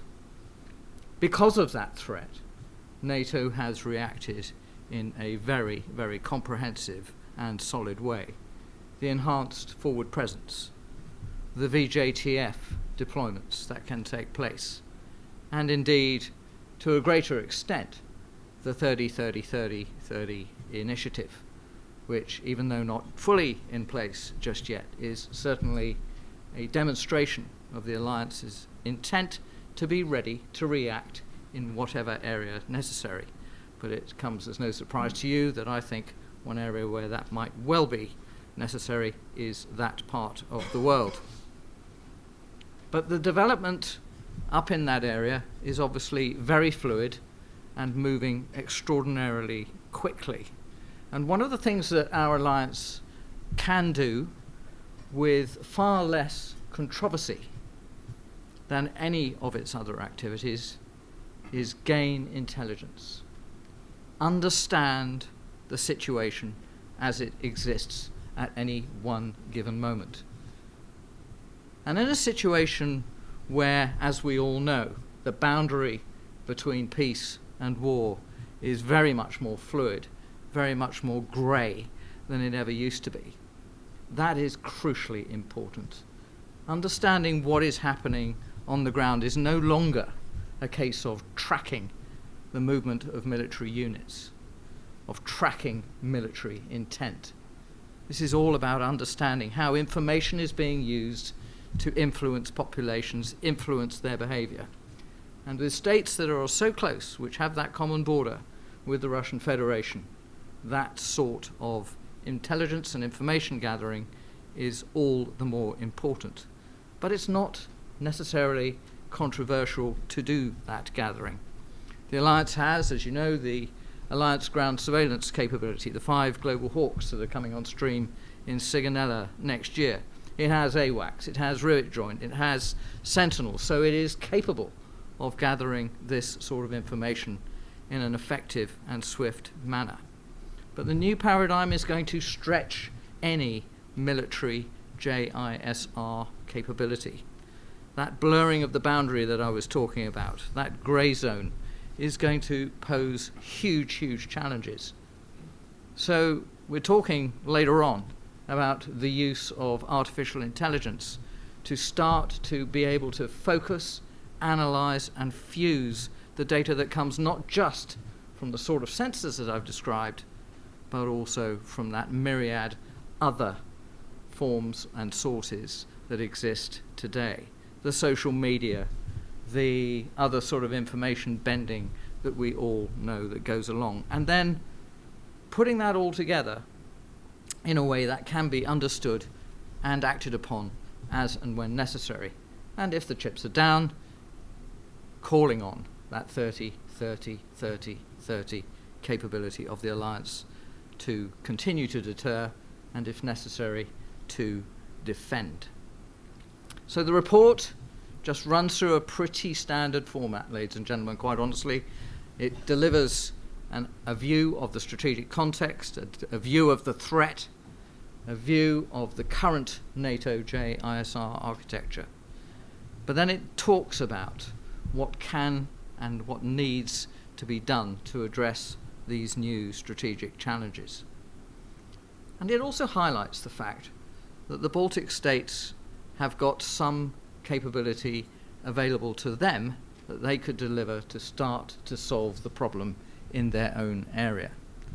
It moots the possibility of there being a Baltic region JISR operations centre, training people from the local area. And believe me, I go there quite regularly. They are bright, they're patriotic, they're absolutely taken with their social responsibility of being able to stand up to a concept of modern deterrence. Do they need to be full-time military? Possibly not. Can it be part of the system which allows the very rapid reinforcement of capability in the region? But people who understand the sort of technology to rapidly process, exploit, and disseminate data, and in the future to fuse military intelligence, military situational awareness with the information that comes from all of those other regions. And the other possibility we note is the fact that an ISR academy for the whole of the alliance, and indeed its partners, because in that part of the world the activities of Finland and Sweden are absolutely crucial, would be something that perhaps would be of benefit more widely as well. Ladies and gentlemen, this is a tricky time for that part of the world in particular, but for the alliance in general. You've talked, I believe, about the likely outcomes in a previous panel of the future NATO, or the forthcoming NATO leaders conference in London. It will be interesting to see if we can maintain the unity that we hope to see being absolutely reinforced and stressed at that conference. But JISR, the ability to understand the world around us in a very, very complex information environment, is going to be key to the future, and I hope this report provides you with evidence of the need to support that endeavour whenever you get the opportunity through your routes of dialogue. Ladies and gentlemen, thank you very much indeed.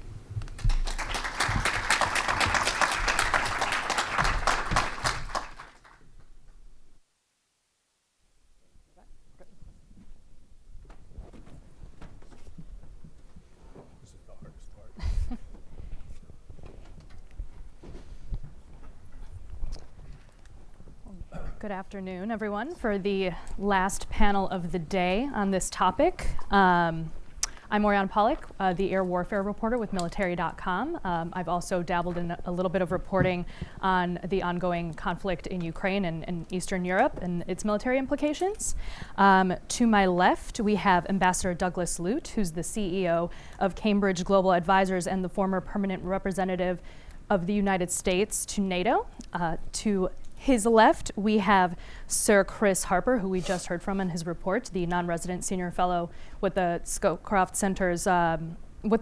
Center, and formerly the Director General of the NATO International Military Staff. Whew, that is a lot to say, sir. We have Melissa Griffith to his left, the Public Policy Fellow at the Wilson Center and a researcher with the Center for Long-Term Cybersecurity at UC Berkeley. And of course, lastly, we have the Scowcroft Center's very own Barry Pavel. So thank you all for joining me here today. Today's topic that we're talking about is the implications of emerging technologies for NATO's future battlefield, which is a lot to think about as we approach next month's meeting with NATO leaders. I'd like to ask each of you to give some brief remarks on what you believe we should be watching for in this space. And I would like to start with you, Ambassador Lute. Well, thanks to Barry, the Scowcroft Center, and the Atlantic Council for hosting this today. It seems to me that let me take a step back from emerging technologies, because the fundamental issue here is the leaders meeting in just several weeks. And I think that it's important to have a sort of sober assessment of what we're likely to see coming out of London. And then we can fit emerging technologies into that. First of all, I think most important, there's only one real deliverable from every NATO summit, and this goes all the way back beginning with the origin of the alliance 70 years ago, and that is cohesion. So the outward deliverable, the public deliverable for any summit is cohesion. And quite frankly, we've come up short on that objective over the last sort of 3 years or so in terms of projecting an image of we're all in this together. So if we have anything we hope we can get out of London, it is a break from the last several leaders' meetings and summits and an image that NATO really is coherent and cohesive and ready to step forward into the future and deal with things like emerging technologies as a whole, as a coherent whole. Inside the alliance, so sort of behind the green screen, summits are very useful because they serve as forcing functions for staff work in preparation for the summit. So there's, in NATO headquarters today at the several week mark before London, there's a rush to completion. There's a rush to the goal line to get certain policy initiatives agreed at 29, locked down, so the leaders can declare something, many of whom are not into the details of the declaration itself, but it's a staff forcing function. And then after the summit, again inside the NATO headquarters, summits are useful because they provide sort of policy hooks for future work. So there'll be statements on emerging technology and so forth, which will become reference points for downstream work after London. So I just wanted to set that sort of context of what we'll see. We'll see the public reporting. Let's hope that that's one of cohesion and solidarity. But equally important will be the sorts of things that are not reported. And this is the work inside the headquarters itself. Okay. Does that sound authentic? Because you and I went through several of these together. It sounds spot on, actually. But it's Chris and I went through both Wales and Warsaw together, two NATO summits. Both massively good fun. And just like Doug said, to be absolutely honest. But it is always a stretch trying to ensure that whatever happens, the outward picture is one of, as Doug has said, unity and cohesion. So important. And against the dynamics of recently published interviews in The Economist and other factors that are not dissimilar. Actions in northern Syria. You will, exactly. This is going to be a stretch this time, but hopefully not a stretch too far.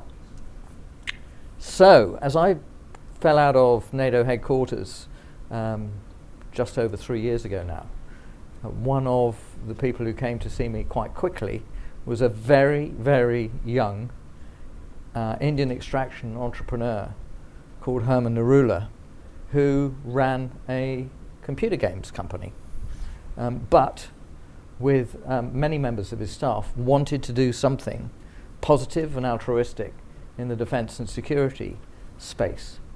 And essentially, he wanted to leverage computer game technology into defense and security. When he'd been at university, he had gone to his tutor and said, I want to develop the most demanding, high scale, massive scale actually, multiplayer game ever built.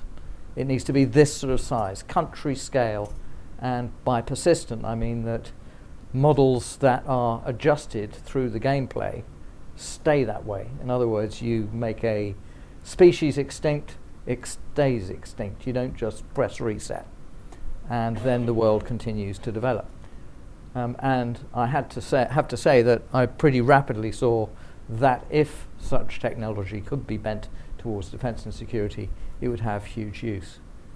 We now have some work with the UK MOD, a little bit of work on this side of the Atlantic too, to generate what are called single synthetic environments. Quite recently, we took this technology to the North Atlantic Council and the Military Committee at one of their away days in Belgium. And Herman Narula, a very, very charismatic individual, briefed the North Atlantic Council on what this tech could do for them. And in short, it was quite simple. Imagine a multi-layered virtual world, this synthetic environment, where every single layer is accurate. It's fed by contemporary current data.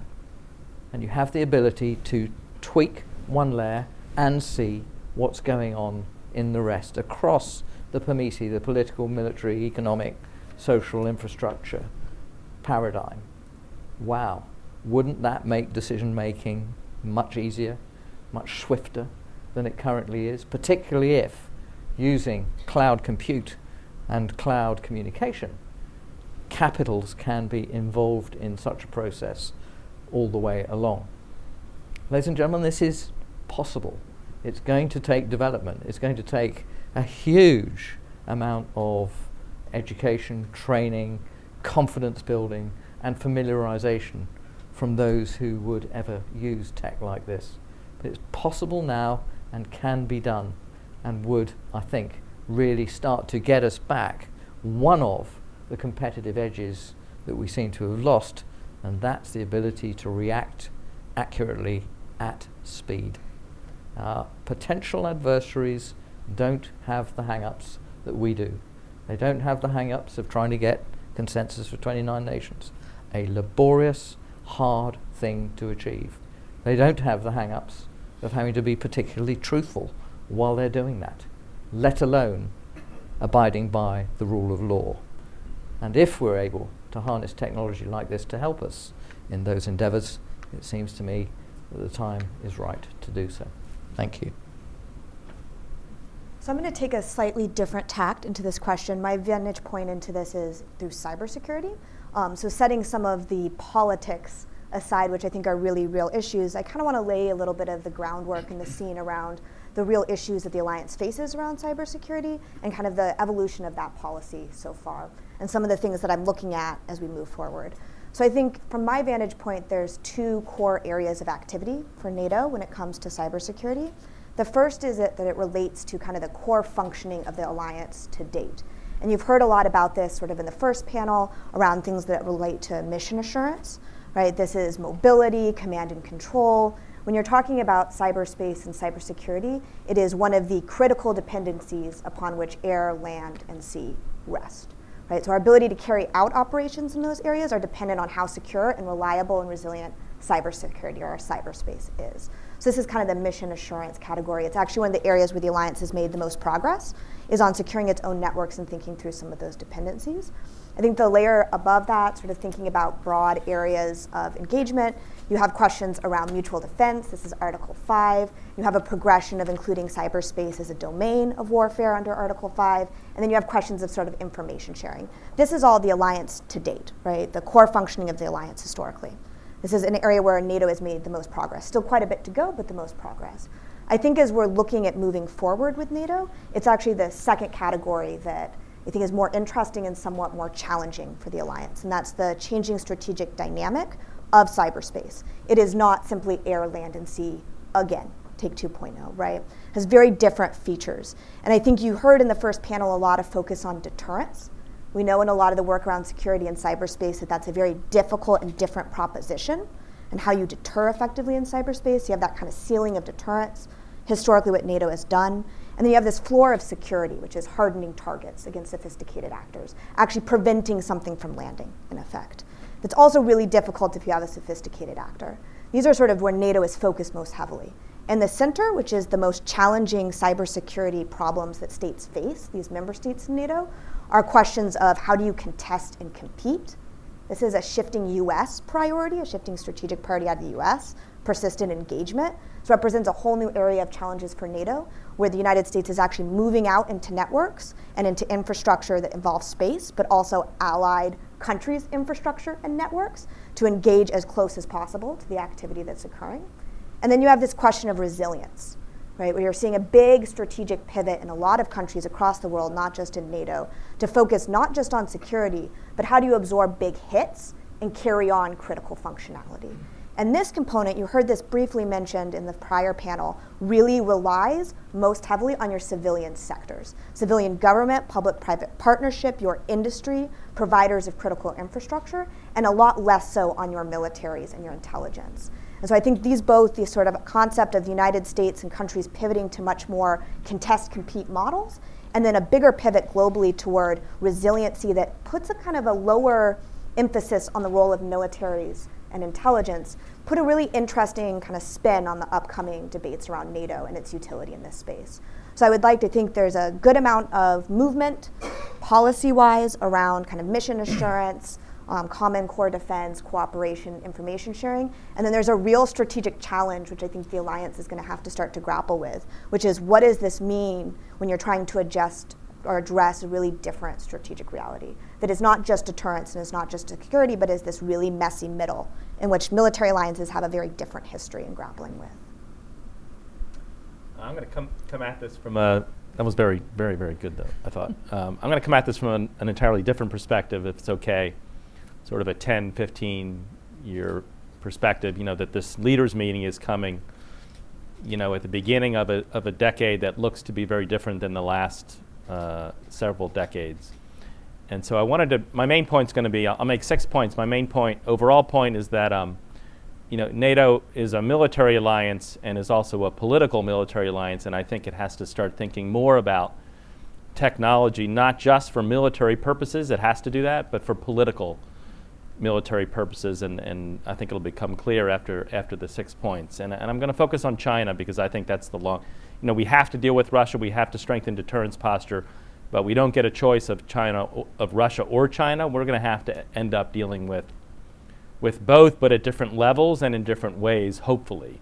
And so point number 1 is I think we need to be much more clear-eyed about China's ultimate goals, and all you have to do to understand their ultimate goals is to read their speeches, read Xi Jinping's speech to the 23rd Communist Party plenum in October of 2017. And the goal is pretty clear. Read what they say to themselves. The goal is very clear. I mean, it's nothing short of, really of dominating the world by 2049. Number 2, I think the U.S. and NATO are slowly waking up. I like the Minister of Defense's point earlier early in the afternoon, where he said this is the first time China's on the agenda of a NATO leaders meeting, but it's going to be on the agenda for a long time to come. The interesting thing to me is NATO and the U.S. have not yet defined in detail the strategy for dealing with China. My sense is any rational strategy would have elements of cooperation and elements of competition, in some ways, as there is with Russia. Third, I think unlike the Cold War, the competition with China is going to really feature economic and technology competition as major playing fields where this will play out. Military is still indispensable, but those other fields are equally important. I think NATO has a role. Fourth, China is already, and they're moving very fast, deploying advanced technology for their own domestic purposes, for authoritarianism, for their military, and for exporting the technology to help other authoritarians to suppress their societies. And if you liked how China handled the deployment of the THAAD battery in South Korea, the missile defense battery, the coercive tools they use to shut down their economy, the South Korean economy, then every nation should buy Chinese technology, because this is the future. This is what you're opening yourself up to. And to me, it's not a question of, well, is Huawei spying or not spying? To me, the question is there a future UN vote where China doesn't like your country's position and you're giving them the digital keys to shut off your economy? That's the question, not about whether they're spying or going to spy or not going to spy. Fifth, this all means to me that the alliance needs to start putting our values much more front and center, because this is really ultimately a competition between an authoritarian model, which is attractive and getting more attractive to countries on every continent, and a model that emphasizes democracy, free market economy, rule of law, et cetera. So lastly, I think the U.S. has to work with its allies. NATO's the critical place for doing that, and then there's a lot of different things that I think should be done. NATO should work more with the EU on these questions.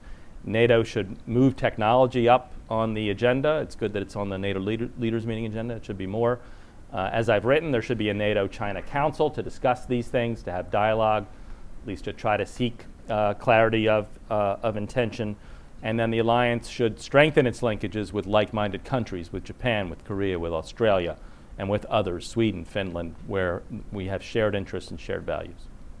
Thank you very much. Ambassador Lute, I want to bring this back to a point you just made about cohesion. From the leaders meeting that is coming up, do you do you, any of you, believe that we will need to see a robust strategy on how to tackle some of these technologies that are disruptive to the status quo for European nations as well as the United States? Is there some sort of report that we need to say, you know, this is what the leaders must tackle at this upcoming meeting? So my experience is leaders don't tackle big issues at these meetings. These are largely pro forma. They are elements of public diplomacy, right? And that's why in my first comment, I emphasized the importance of the public image of these meetings, right? The outward projection of cohesion and solidarity.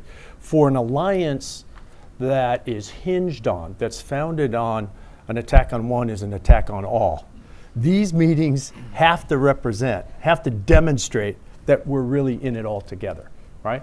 Now, what goes on behind the scenes, yes, it's very important, but that's the staff work leading up to these meetings, and this is staff work that will follow the meeting, and based on some of the complexities that have been described here, for probably a couple years. So the leaders meeting will set the staff agenda for 1 or 2 years thereafter, probably until the next such leaders meeting, which will probably not be until after our presidential elections.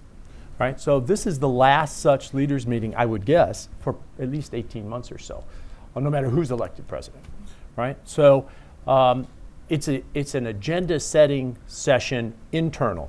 Mm-hmm. But what I'm more concerned about, and by the way, NATO will do that business. This is the machinery of the NATO staff. It will do that business. It won't be as fast as anybody likes, but it'll be pretty efficient, pretty effective. Well, I'm more concerned about the public image.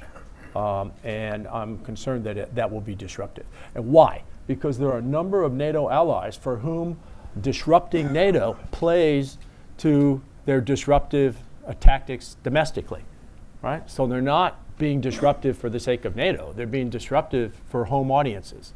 And you can sort of pick out who these NATO leaders might be. And so domestic politics are going to play a very big role here. And the NATO leaders meeting simply gives a stage to those political leaders who want to appear disruptive and unaccepting of the status quo. So I'm not very optimistic. Not optimistic. If I could just make a comment, and I think Doug's exactly right, but I think that even if you just look back since the beginning of the Trump administration, the history of NATO and these summits has been a lot of theatrics and, something I think the president likes, ratings, a lot of drama, but unbelievable consistent progress from the machine that has strengthened our deterrence posture, that has strengthened our posture in cyberspace, and now we'll hear about the space domain.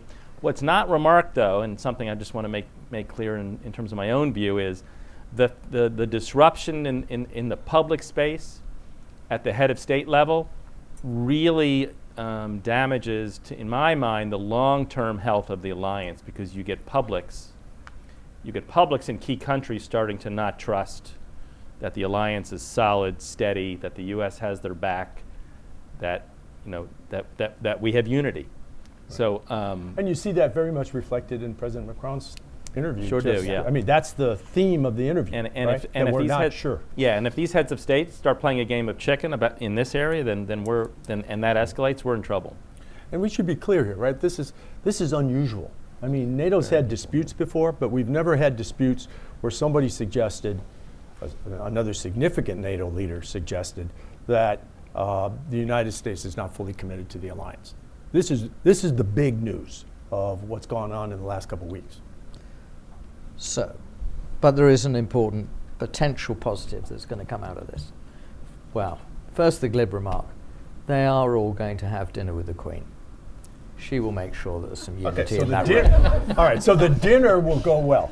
It will go well, and she will encourage unity, believe me. And for anybody who's met the Queen, you will know that she's quite a forceful character. But importantly, and this is to hook off what Doug's just said about setting agendas. Technology, emerging technology, disruptive technology is on the agenda for this meeting, and that is critically important because the Alliance recognizes that it is not yet properly on this bus. and the bus has left. It is traveling down the road. And the current procurement processes that the Alliance uses for buying kit, for buying communication systems, aeroplanes, the AWACS replacement project, and things of that nature just simply cannot and will not work in this world.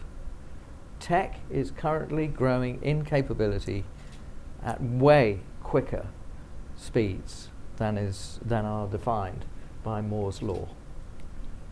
People working in companies like Google are doing refreshes of computer operating systems about once every 7 minutes. So to imagine that we can spend 3 or 4 years harnessing modern technology, harnessing AI techniques to deal with the sort of issue I talked about when introducing that ISR report of fusing data rapidly to be able to understand shifting political and popular dynamics, you've got to get on this bus really, really fast. And recognizing, therefore, that there has to be a new paradigm for the procurement of that capability, if that is set in train by this NATO leaders meeting, something good will have come out of it. I've actually seen a few arguments made from President Macron's NATO is brain dead speech, actually op-ed in The Economist, that this is actually an opportunity for the emerging technology to come into the space. We saw from Secretary General Stoltenberg this morning, who said NATO members are working to commit 20% of their defense budget toward research and development, autonomous systems, and things like this. But are these, you were mentioning procurement, but are these efforts enough in investing in emerging technologies? Is it something that will slowly reverse this decline that President Macron is talking about? I think we have to be careful. This afternoon's session has featured this famous 4x30s initiative, right? So this is 4 categories, or 3 categories of air, land, and sea ready in 30 days, right? Okay. But that initiative is very much conventional. I mean, we could have talked about the 430s initiative 40 years ago, right? Because all these capabilities existed then. And in a way, it's kind of a shiny object that has mesmerized us. And it's not really the most relevant piece, right? I mean, the sorts of things that Chris and others are highlighting in terms of cybersecurity and emerging technologies are really the wave of the future. We can get hung up, and we need more ready forces. I'm an Army guy, I'm not disputing that, okay? But the reality is that we can get caught up in these things that we understand and that look familiar to us, like battalions and air squadrons and so forth, and we can miss the more subtle emerging picture of things like artificial intelligence, 5G, quantum computing, and so forth. And the SecGen is right. The allies have committed that they will spend 20% of their defense budgets, right, on capital investments to include emerging technologies. But I'd like to see the data from the international staff, Chris, your successor, right, on how much of that 20% is on these kinds of technologies, and how much of this 20% otherwise is on the next fighter aircraft, or the next frigate, or the next model of main battle tank. And I think what you'd see is a disappointing proportion of the investment dollars going to old technologies, or existing conventional technologies, and too little R&D going to sorts of things that are going to pay off in the future. Building off of this and these concepts, sorry, I'm losing my mic, these concepts of unity, I think one of the things we need to pay a lot of attention to is that there's sort of 2 shiny objects in the room, right? One is the ways we've conventionally done defense, and trying to sort of push that into areas like space and cyberspace, and they're not good fits, right, and chasing those down. And the other is the technology itself, right, where it becomes a very technology-centric problem. But a lot of the problem around this, or the defense issues around this, are about processes and deployment of that technology, right? And so I think one of the areas of concern for me around alliance integrity and unity is on the deployment side. And I think you see this in sort of the ways that countries are pursuing within the alliance operational capabilities in cyberspace, developing and setting up offensive capabilities and operations, the ways that they're approaching 5G and the ways they understand securing their supply chain, that there is not a uniform, cohesive view around the kind of operations, processes, and politics within the alliance of the application of emerging technology. So I think it's important to understand the potential of things like quantum, the potential of things like AI, the kind of concerns around 5G, but I do think there needs to be a little bit of a taking stock. I think we assume that there's a potential for unity there, but we haven't seen that materialize. There are a lot of different visions around what this means. You have the US pushing forward with persistent engagement, right? There's a lot of just different processes and applications of that I think need to also be fleshed out as we move forward. It's not just the technology, but the deployment of that and the reality of that on the ground. And I think that also speaks to acquisition as well. I believe NATO Transformation Command held this demonstration about a year ago. It was its third innovation challenge, they called it. And they had a bunch of startup firms come through, and I think it was like 3D printing and aerial surveillance. And one of the companies, ALX Systems, was the winner. They were doing drone surveillance demonstrations. But they made a case during this exercise that they said that smaller companies like themselves struggle with cumbersome weapons procurement processes. And of course, this is a tale as old as time in the United States, especially, which the U.S. has had trouble even wooing companies like in Silicon Valley and such. So, as these small companies are sometimes the leaders in this arena, how does NATO work around this challenge to get these high-tech tools sometimes on the battlefield faster from these smaller emerging companies? Anybody got a good answer? Well, I mean, we're somewhat fortunate, and I don't have the statistics, but I think some of these companies are starting to be gobbled by the primes, because the primes see the market too, and the primes know how to, or there's a partnership or a joint venture where the larger and more traditional defense companies have can have the entree or the ease of entree efficiently, and the new companies can form partnerships with them. But I do think this question of speed is really, really critical.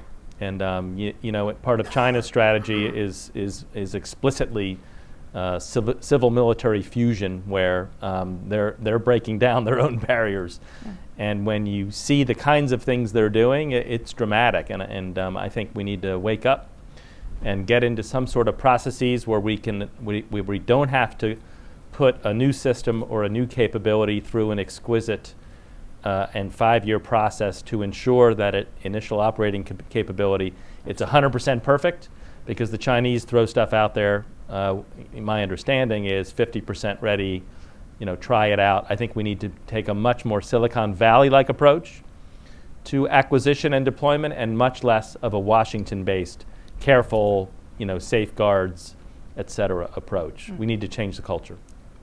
I completely agree with that, Barry. The culture change is required, and it's required now. There are funds available in NATO for experimentation, and that probably allows us the sort of entry that we need to start this process of the culture change. The really tricky thing in the alliance, as I know Doug will agree, is this bit about gaining consensus.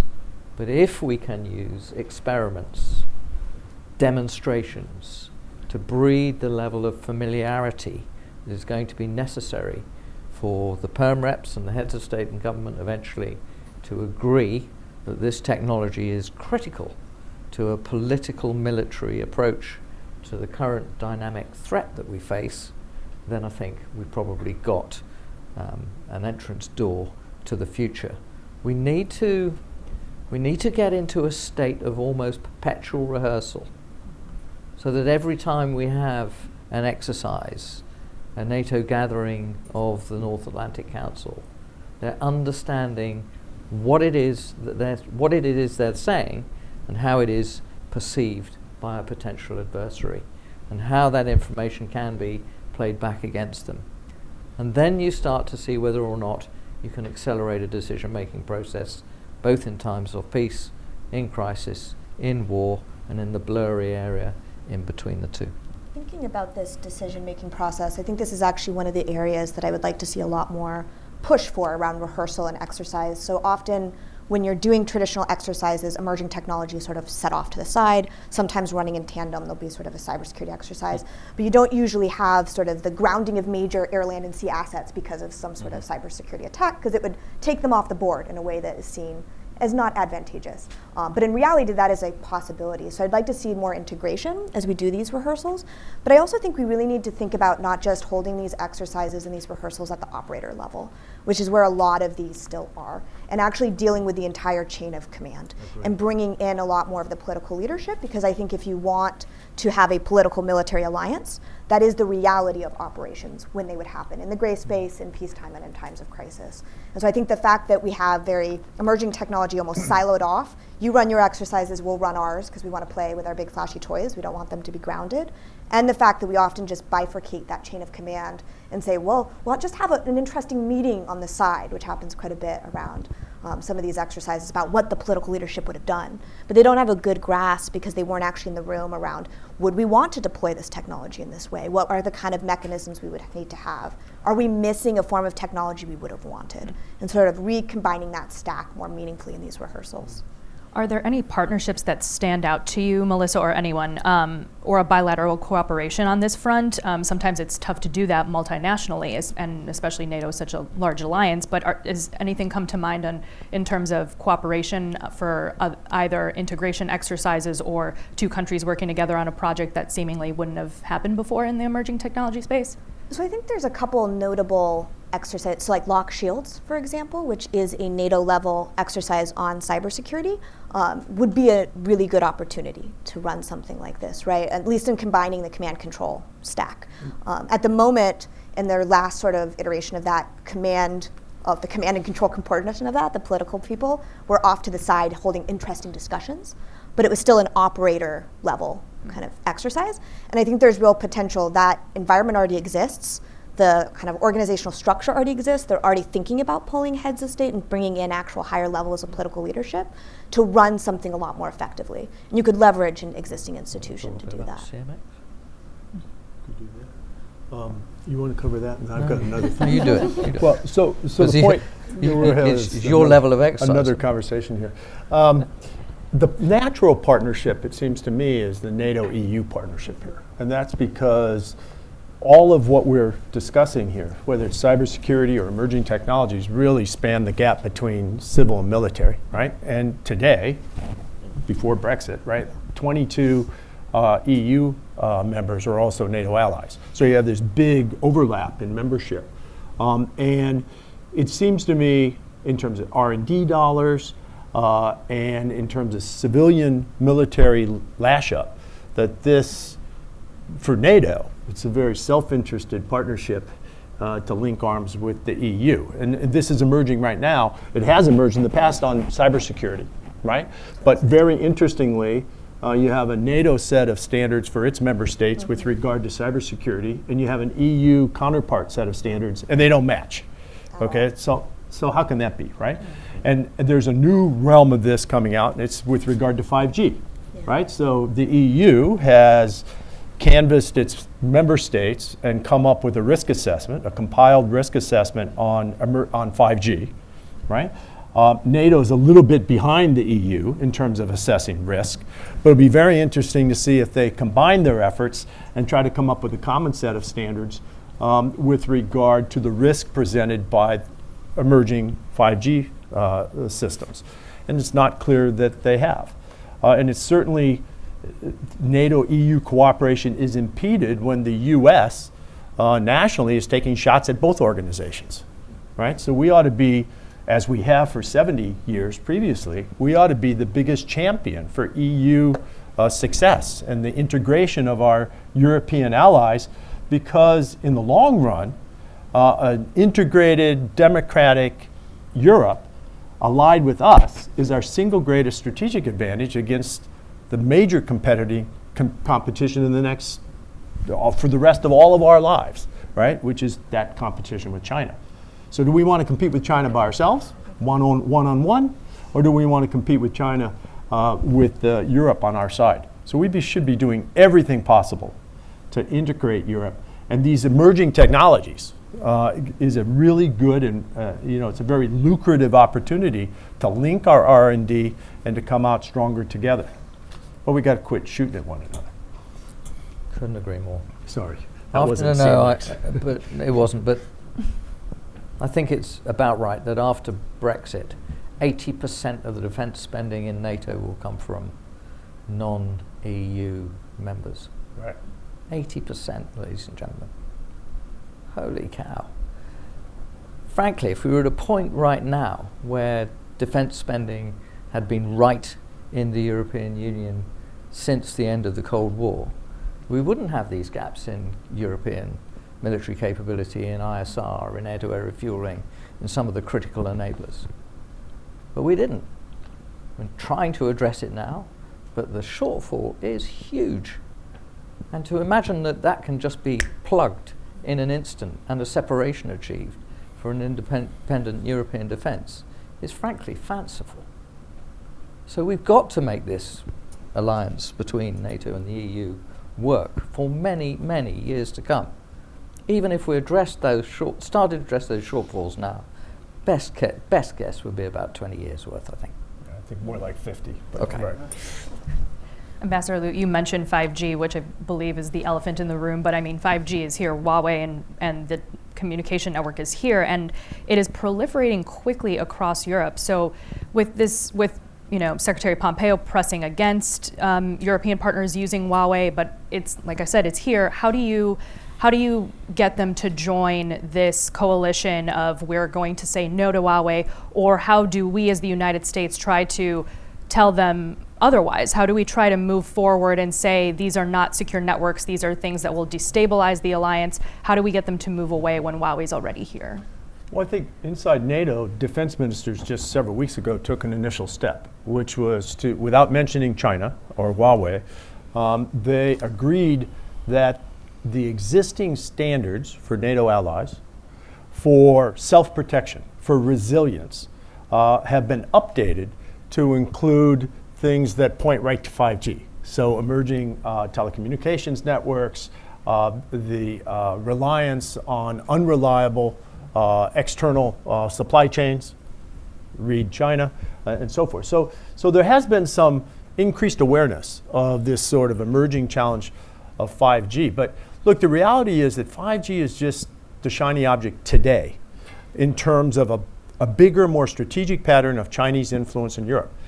We talk a lot about the One Belt, One Road initiative, right? Or the Belt and Road initiative. The destination for the Belt and Road initiative is not Tajikistan, okay, or Kenya. It is Europe, okay? The destination, just plot the transportation, plot the pattern of One Belt, One Road. It all points to Europe. Why?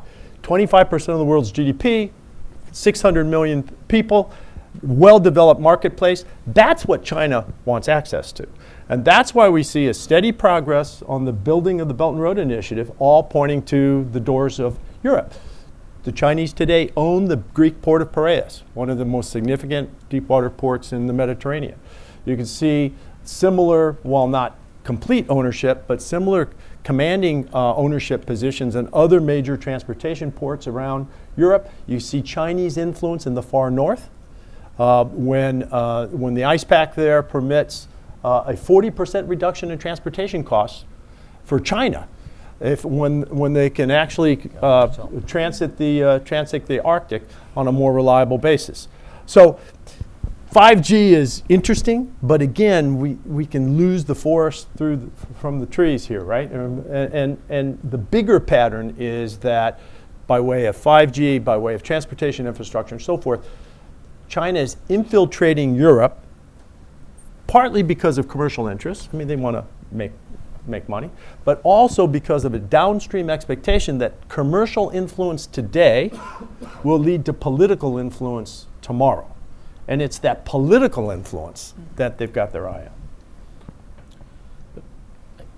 I couldn't agree more, and those were very articulate words. I would add that if you look back at the history of rising powers, after commercial influence, as you said, comes political influence. And once they have this established set of commercial connections, they need to protect those connections with military assets.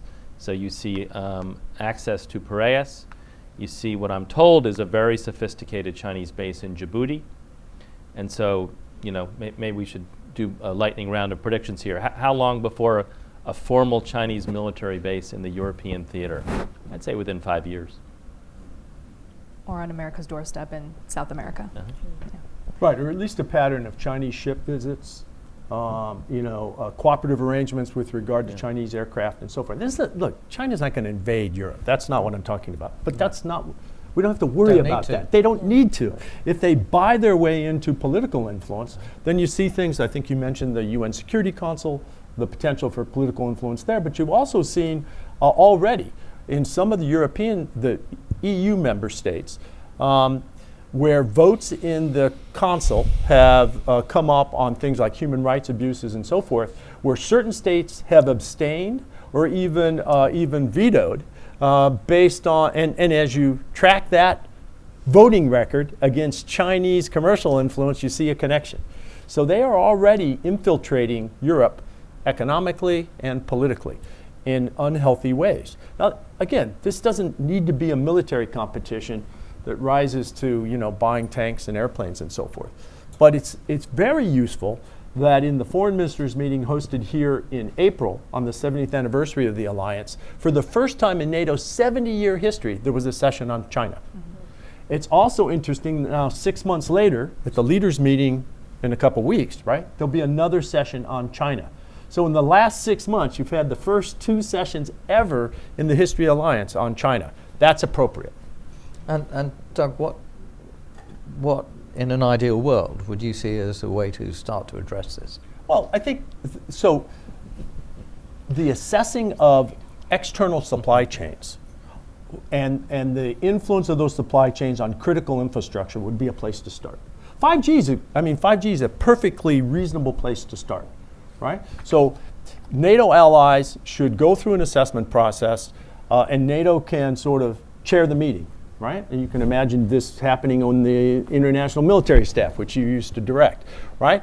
Where risk assessments are conducted on the impact of 5G on direct military activities, like the running of bases and airports and airfields and so forth, but also on those gray zone infrastructure things, which are dual purpose. So transportation networks, for example, come up. And what is the impact if those critical infrastructure are beholden to an unreliable international supplier? And just, run the war games. And I think it'd be quite revealing. And as we move towards 5G, our reliance on those networks is only going to skyrocket. So we think, we're vulnerable today in the 4G world, in the cyber world, right? And the gap between our ability to connect things and our ability to protect things will only grow under 5G. And it will not be an arithmetic growth. It'll be an exponential growth when 5G controls not only our voice-to-voice communications and digital communications, but things like our connection to industry, our connection to autonomous vehicles, and so forth. The Internet of Things. The Internet of Things. Melissa? Yeah, I think one of the sort of 2 points pulling from this conversation, because I could not agree more, I think there's sort of 2 things we're dancing around when it comes to sort of NATO. And one is a broadening of the aperture and what we mean by security, right? Because you've heard, we're not worried about a land invasion. We're not worried about a large-scale invasion from China. And so there's a different kind of security reality or strategic reality that now a military and intelligence alliance is being asked to respond to.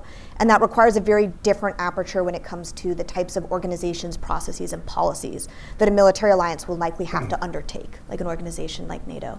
And I think the other thing that we're talking about that's really kind of helpful here is this concept of risk management and how you sort of deploy that. And I think particularly risk management, given the way that a lot of the emerging technology that we're talking about today here kind of relates to, in a very interdependent and only increasingly interdependent world, which is when you think about historical defense through NATO, interdependence was very lateral, right? You needed to maintain a supply chain to operate military assets, right? These types of conversations. And now we're talking about a lateral horizontal web of interdependence, which will only get worse as we move toward 5G with greater software and IoT connections?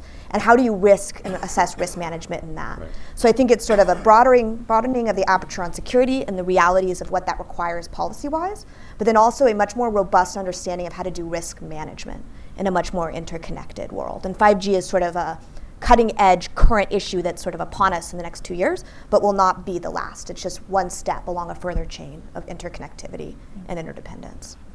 And in talking about these processes when dealing with China, I mean, we see China, like you said, with the military and civilian partnerships, they're investing billions in multitudes of technologies, one being, of course, artificial intelligence as well. But this is something that's looked to eclipse national security strategies and how Europe operates, how the United States operates, and how we all view AI and all these emerging technologies. And Barry, you had actually written an op-ed in Defense One recently about how maybe this is what opens the door to at least having a conversation with China about this. Much like the NATO Russia Council, we should potentially pursue a council with China as well. Thoughts, everyone? Yeah, I mean, there were a lot of reasons why I thought proposing a NATO-China Council would make sense. China will reject it the first 4 or 5 times over the next 18, 24 months if we offer. Eventually they'll accept, because I think it makes sense for both parties to to have discussions. Russia won't like it either, which makes me like it even more.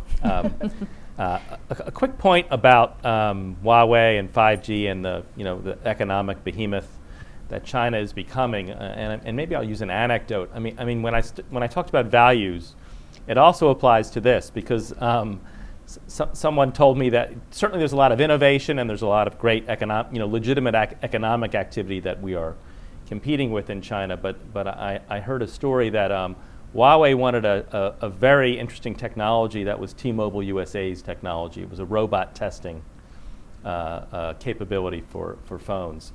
And they first approached T-Mobile USA and asked to buy it. And T-Mobile USA said no.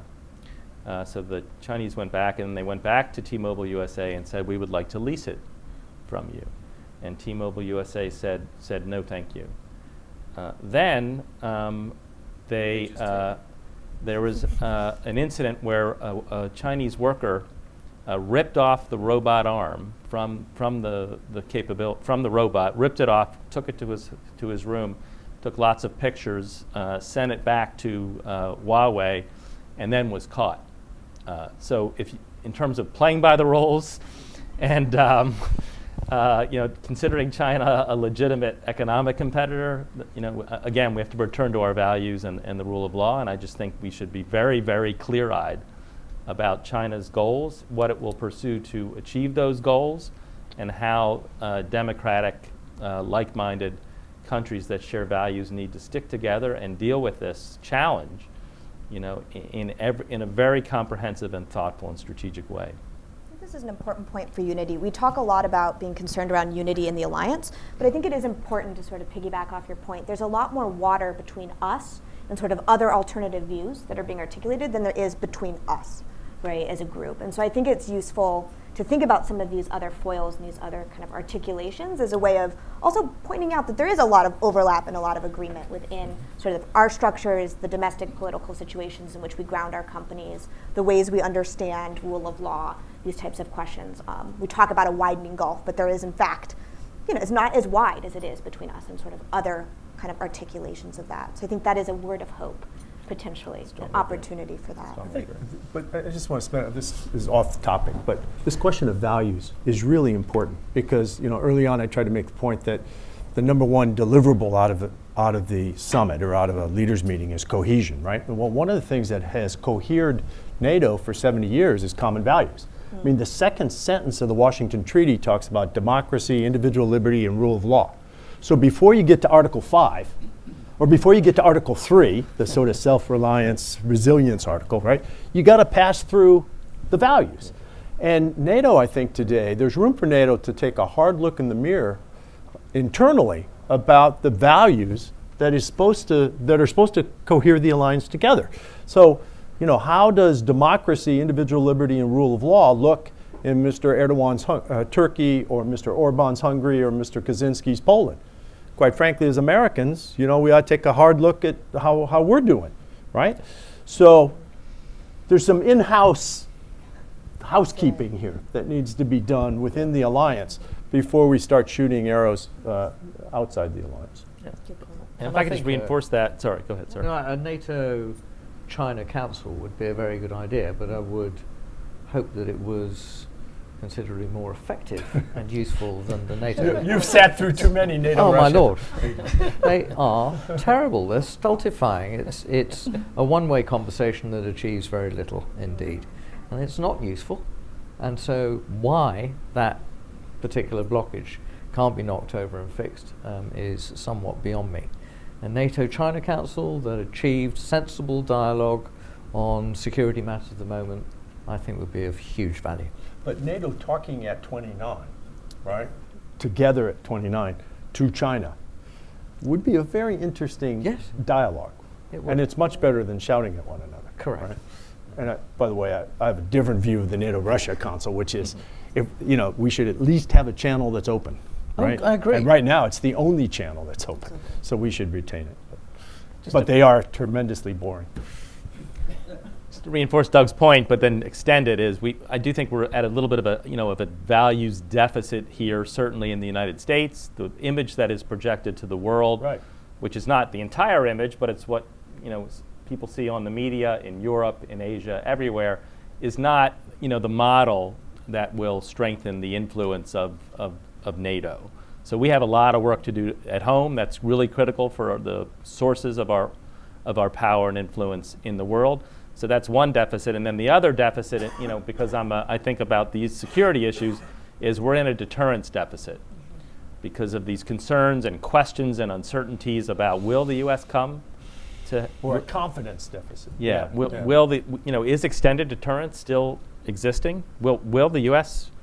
ultimately use nuclear weapons to help defend a treaty ally? These are really important questions, and it's going to take a little while to as one of as Steve Shapiro said here, we need to climb back. We need to start going back up the ladder to strengthen the linkage between and among allies, that we will come to each other's defense if necessary. And the time has come to open it up to questions from the audience. So, you, sir. I'm Peter Humphrey, an intelligence analyst and a former diplomat. I think it becomes increasingly clear that we, in the very long term, cannot put up with a communist-run China. There's just nothing about it that gets any better. Taking over the South China Sea, creating the next generation of Muslim terrorists, none of this is acceptable. So at some point we have to put on our big boy pants and start the campaign to break the Communist Party of China. Now initially that's going to be massive information operations to get around the Great Wall censorship system. Is that going to fall 100% on the U.S., or are our NATO allies going to contribute to that necessary effort, and when might they do so? Loaded question. Who would like to take it? Well, I'll start. You run the Scowcroft Center. I'll start. In my own view, as I said earlier, we need a strategy. First of all, the strategy hasn't yet been written, to my knowledge, of how we like-minded democracies in the free world should deal with this challenge. And how we define our goals will determine which allies are together and which allies say no. And in my opinion, if we define the goal as regime change, we're going to have a much weaker alliance than if we define the goal as we need to cooperate as much as possible. This is not the Cold War. We have an enormously interdependent set of relationships with China, some illegitimate, some legitimate, but we have to deal with it. So it's not like we can wall China off and do a Cold War containment strategy. I think that will fail, and we'll lose allies who some significant proportions of their trade are highly dependent on China. They're starting to diversify now, at least the allies that I speak to. But I think we need a much more sophisticated strategy, and the Atlantic Council has a paper coming out next month called Managed Competition by Frank Kramer that I think is definitely in the right direction, where we have a competition with China and we'll cooperate in certain areas, climate change, counterterrorism, other areas we can come up with a list. But there's also a heavy and much stronger, and this is where I agree with you, a much stronger set of activities that deals with the threat and the challenges that they pose in technology, in economy, in military, in domestic model of authoritarianism versus democracy, and other areas. But I don't think we should start by saying we got to knock off the Communist Party. If that happened, my view is if we pursue an effective strategy, that may happen. But I'm not sure we should start with that goal. I do see incompatibility, but it's probably a longer conversation than the last 15 minutes of a panel. You sit right here. Jeff Stacy, formerly the State Department. My NATO beat was doing SNR civilian capabilities. I was the point on that a little while ago now. Different administration, obviously. But couple quick questions on topics you've already hitting quite hard. Barry, on China, would another element for this be taking advantage of the Trump administration? They're weak on Russia, but they're strong on China for the reasons that we've become recently familiar. Is there room for picking off some of the Asian countries, like Philippines? Duterte is not going to be there forever. Vietnam is having massive issues with China and seismic stuff and drilling, and are ripe for the picking. Other allies, some of this is going to have to be kind of traditional. And is it possible for NATO to think about flagging U.S. freedom of navigation sails and what have you in East and South China Seas and things like this? And then on Europe, where China's already jumping, as you were referring to, General Lute, I mean, they've already got big things going in Italy, in Greece, in Hungary, and you already referred to serious incursions right into top EU decision-making where they've blocked some things. Is there any scope for, makes immense sense to grab the EU and do joint stuff on the risk management you were talking about with 5G and what have you? Diplomatically, there needs to be cover for this and work on this. And who could do that now? Well, if we had it at present. There's a very glib answer to that, which I should probably, since we're not under Chatham House rules. I'll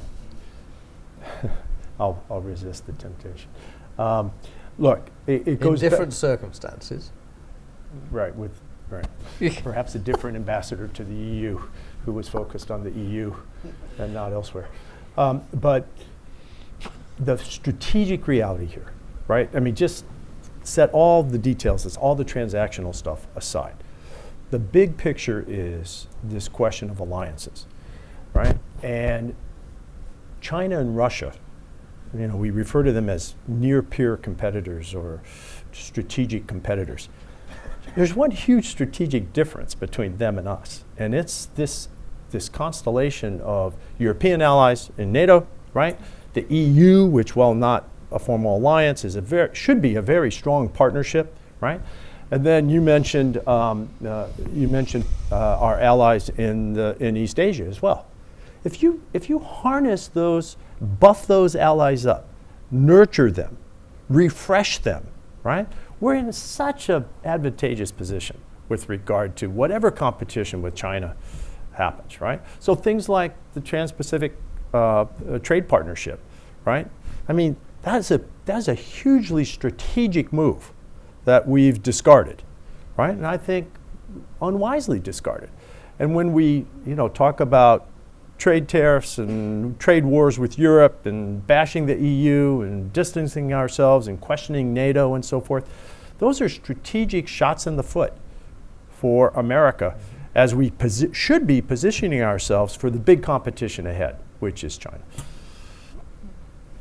Barry, there were some questions for you, I think. Yeah, I mean, I think the examples you mentioned are certainly legitimate. NATO allies joining freedom of navigation in the Pacific. I guess I spent too much time thinking ahead to 5 or 10 years. I mean, China's coming to Europe in many ways across all the domains that we discussed. that we discussed We here. won't have to go to China. Yeah, I mean, no, but I think it's good to hem them in militarily, and I thought we gave too much when they you know, here's another example. Xi Jinping promised President Obama, we will not militarize those islands. And of course, they did militarize those islands. They lied. We don't use that word enough. China lied. And now they're militarized. I think we lost a lot of ground by letting that happen. We should try not to let it continue to happen and let them push out further. And I think any kind of solidarity among like-minded allies, no matter where they are based, is unbelievably useful. China's normal diplomatic approach is deal with countries one-on-one, coerce, bully, pressure, and they don't like when they're presented as a group. I'll never forget when John Huntsman first was the Atlantic Council chairman and sat on this stage and talked about when he was ambassador to China.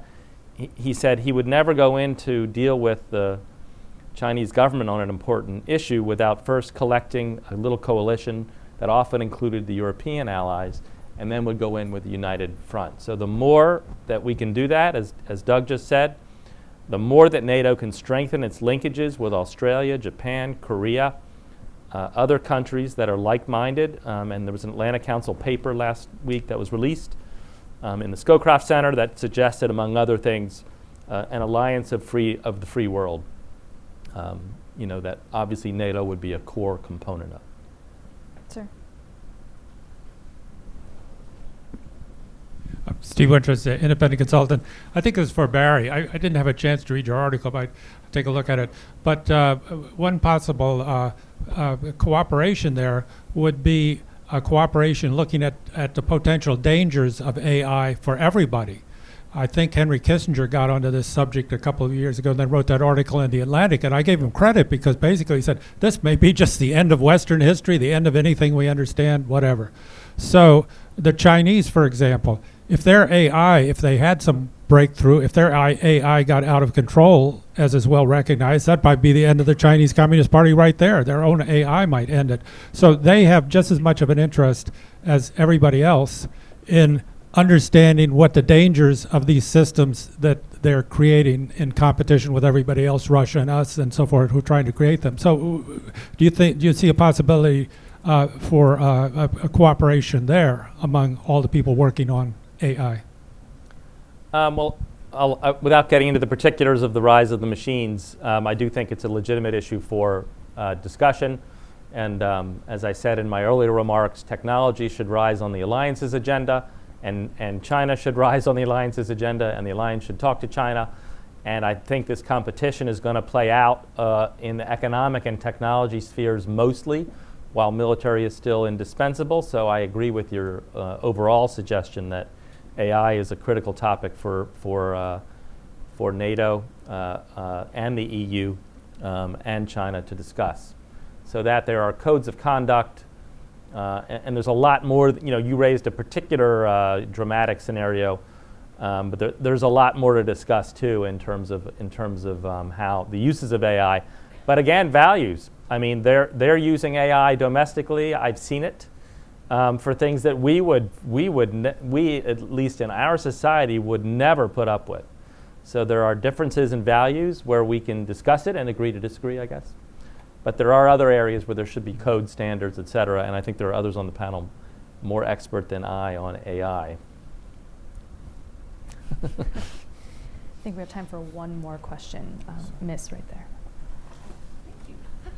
Well, I have a short question for Sir Harper, and then the question for the entire panel. And that is the Estonian Cyber Center going to be included in whatever the new expanded Cyber Center for NATO will be, I think you said in London? In your formal remarks, I think on the report, you addressed some kind of a new cyber security center that NATO will have. No? So, yes? So I think I don't believe I did. So there's about 20 centers of excellence in NATO. Estonia hosts the one on cyber security, cyber defense, right? It's in Tallinn. They're very and so proud forth, of right? it, yes. Okay. That's separate and distinct from the emerging Cyber Operations Center, which will be in the strategic headquarters in Mons, Belgium. So okay. one is a sort of very cooperative, informal collection of experts in Tallinn. The other will be a military operations center. So Okay. they're related, but they're not really Thank you connected. for clarifying that.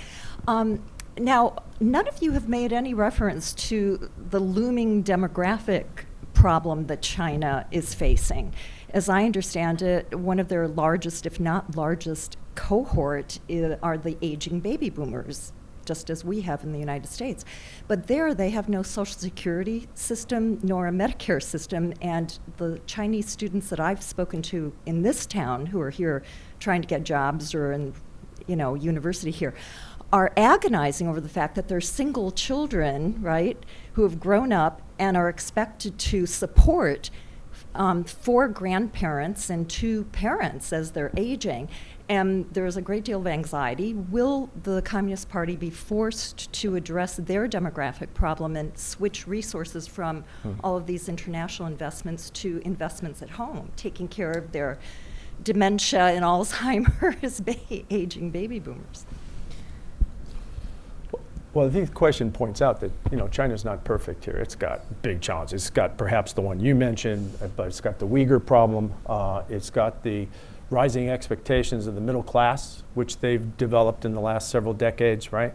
And so the Chinese Communist Party might be increasingly internally focused based on these challenges. And that's typically how big political shifts take place. They take much more typically from inside than from outside. And if I can just connect that to your point, sir, I mean, our track record in terms of regime change ought to be pretty sobering, right? I mean, so I would, if there were a phrase I could delete, it would be regime change, because it's not really in our toolbox. But I think the bigger point is that China's got some big problems looming for itself. Okay, maybe one more question right in the front here. I just have David Little, Media. My question is economic and technical. How do we, basically Huawei has almost they're the only 5G player that I know of in the tech sphere. Do we have an alternative to answer for 5G? I was hoping you'd have an answer. Samsung? Yeah, Nokia, Nokia, Samsung, okay. Ericsson, a little bit Qualcomm, but not as robust. So I think there are alternatives. I think so. 5G is actually a little bit of a thorny question in multiple ways, right? There's a question of this geopolitical context that we've all been sort of discussing up here. There's also the reality that China is not going anywhere.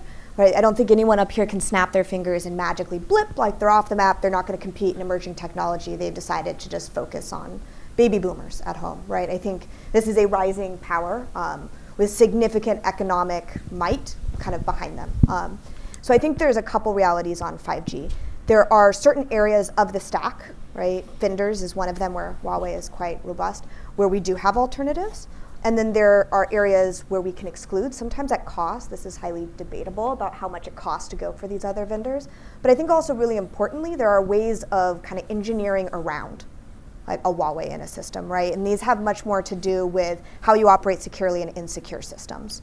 And so there may be some parts of the stack where we make a strategic risk management decision, kind of combined, that we are going to allow Huawei either in routers or firmware or software devices, anywhere across that, but that we're going to deploy security measures and resiliency measures that will cost us something in those instances. So like virtual VPNs, end-to-end encryption, right? Segmentation of the network. These are all solutions and ways you can operate securely on an insecure network or insecure system. So it's a little bit of a more complicated answer than with them or against them. There are alternatives and there are ways of engineering around them.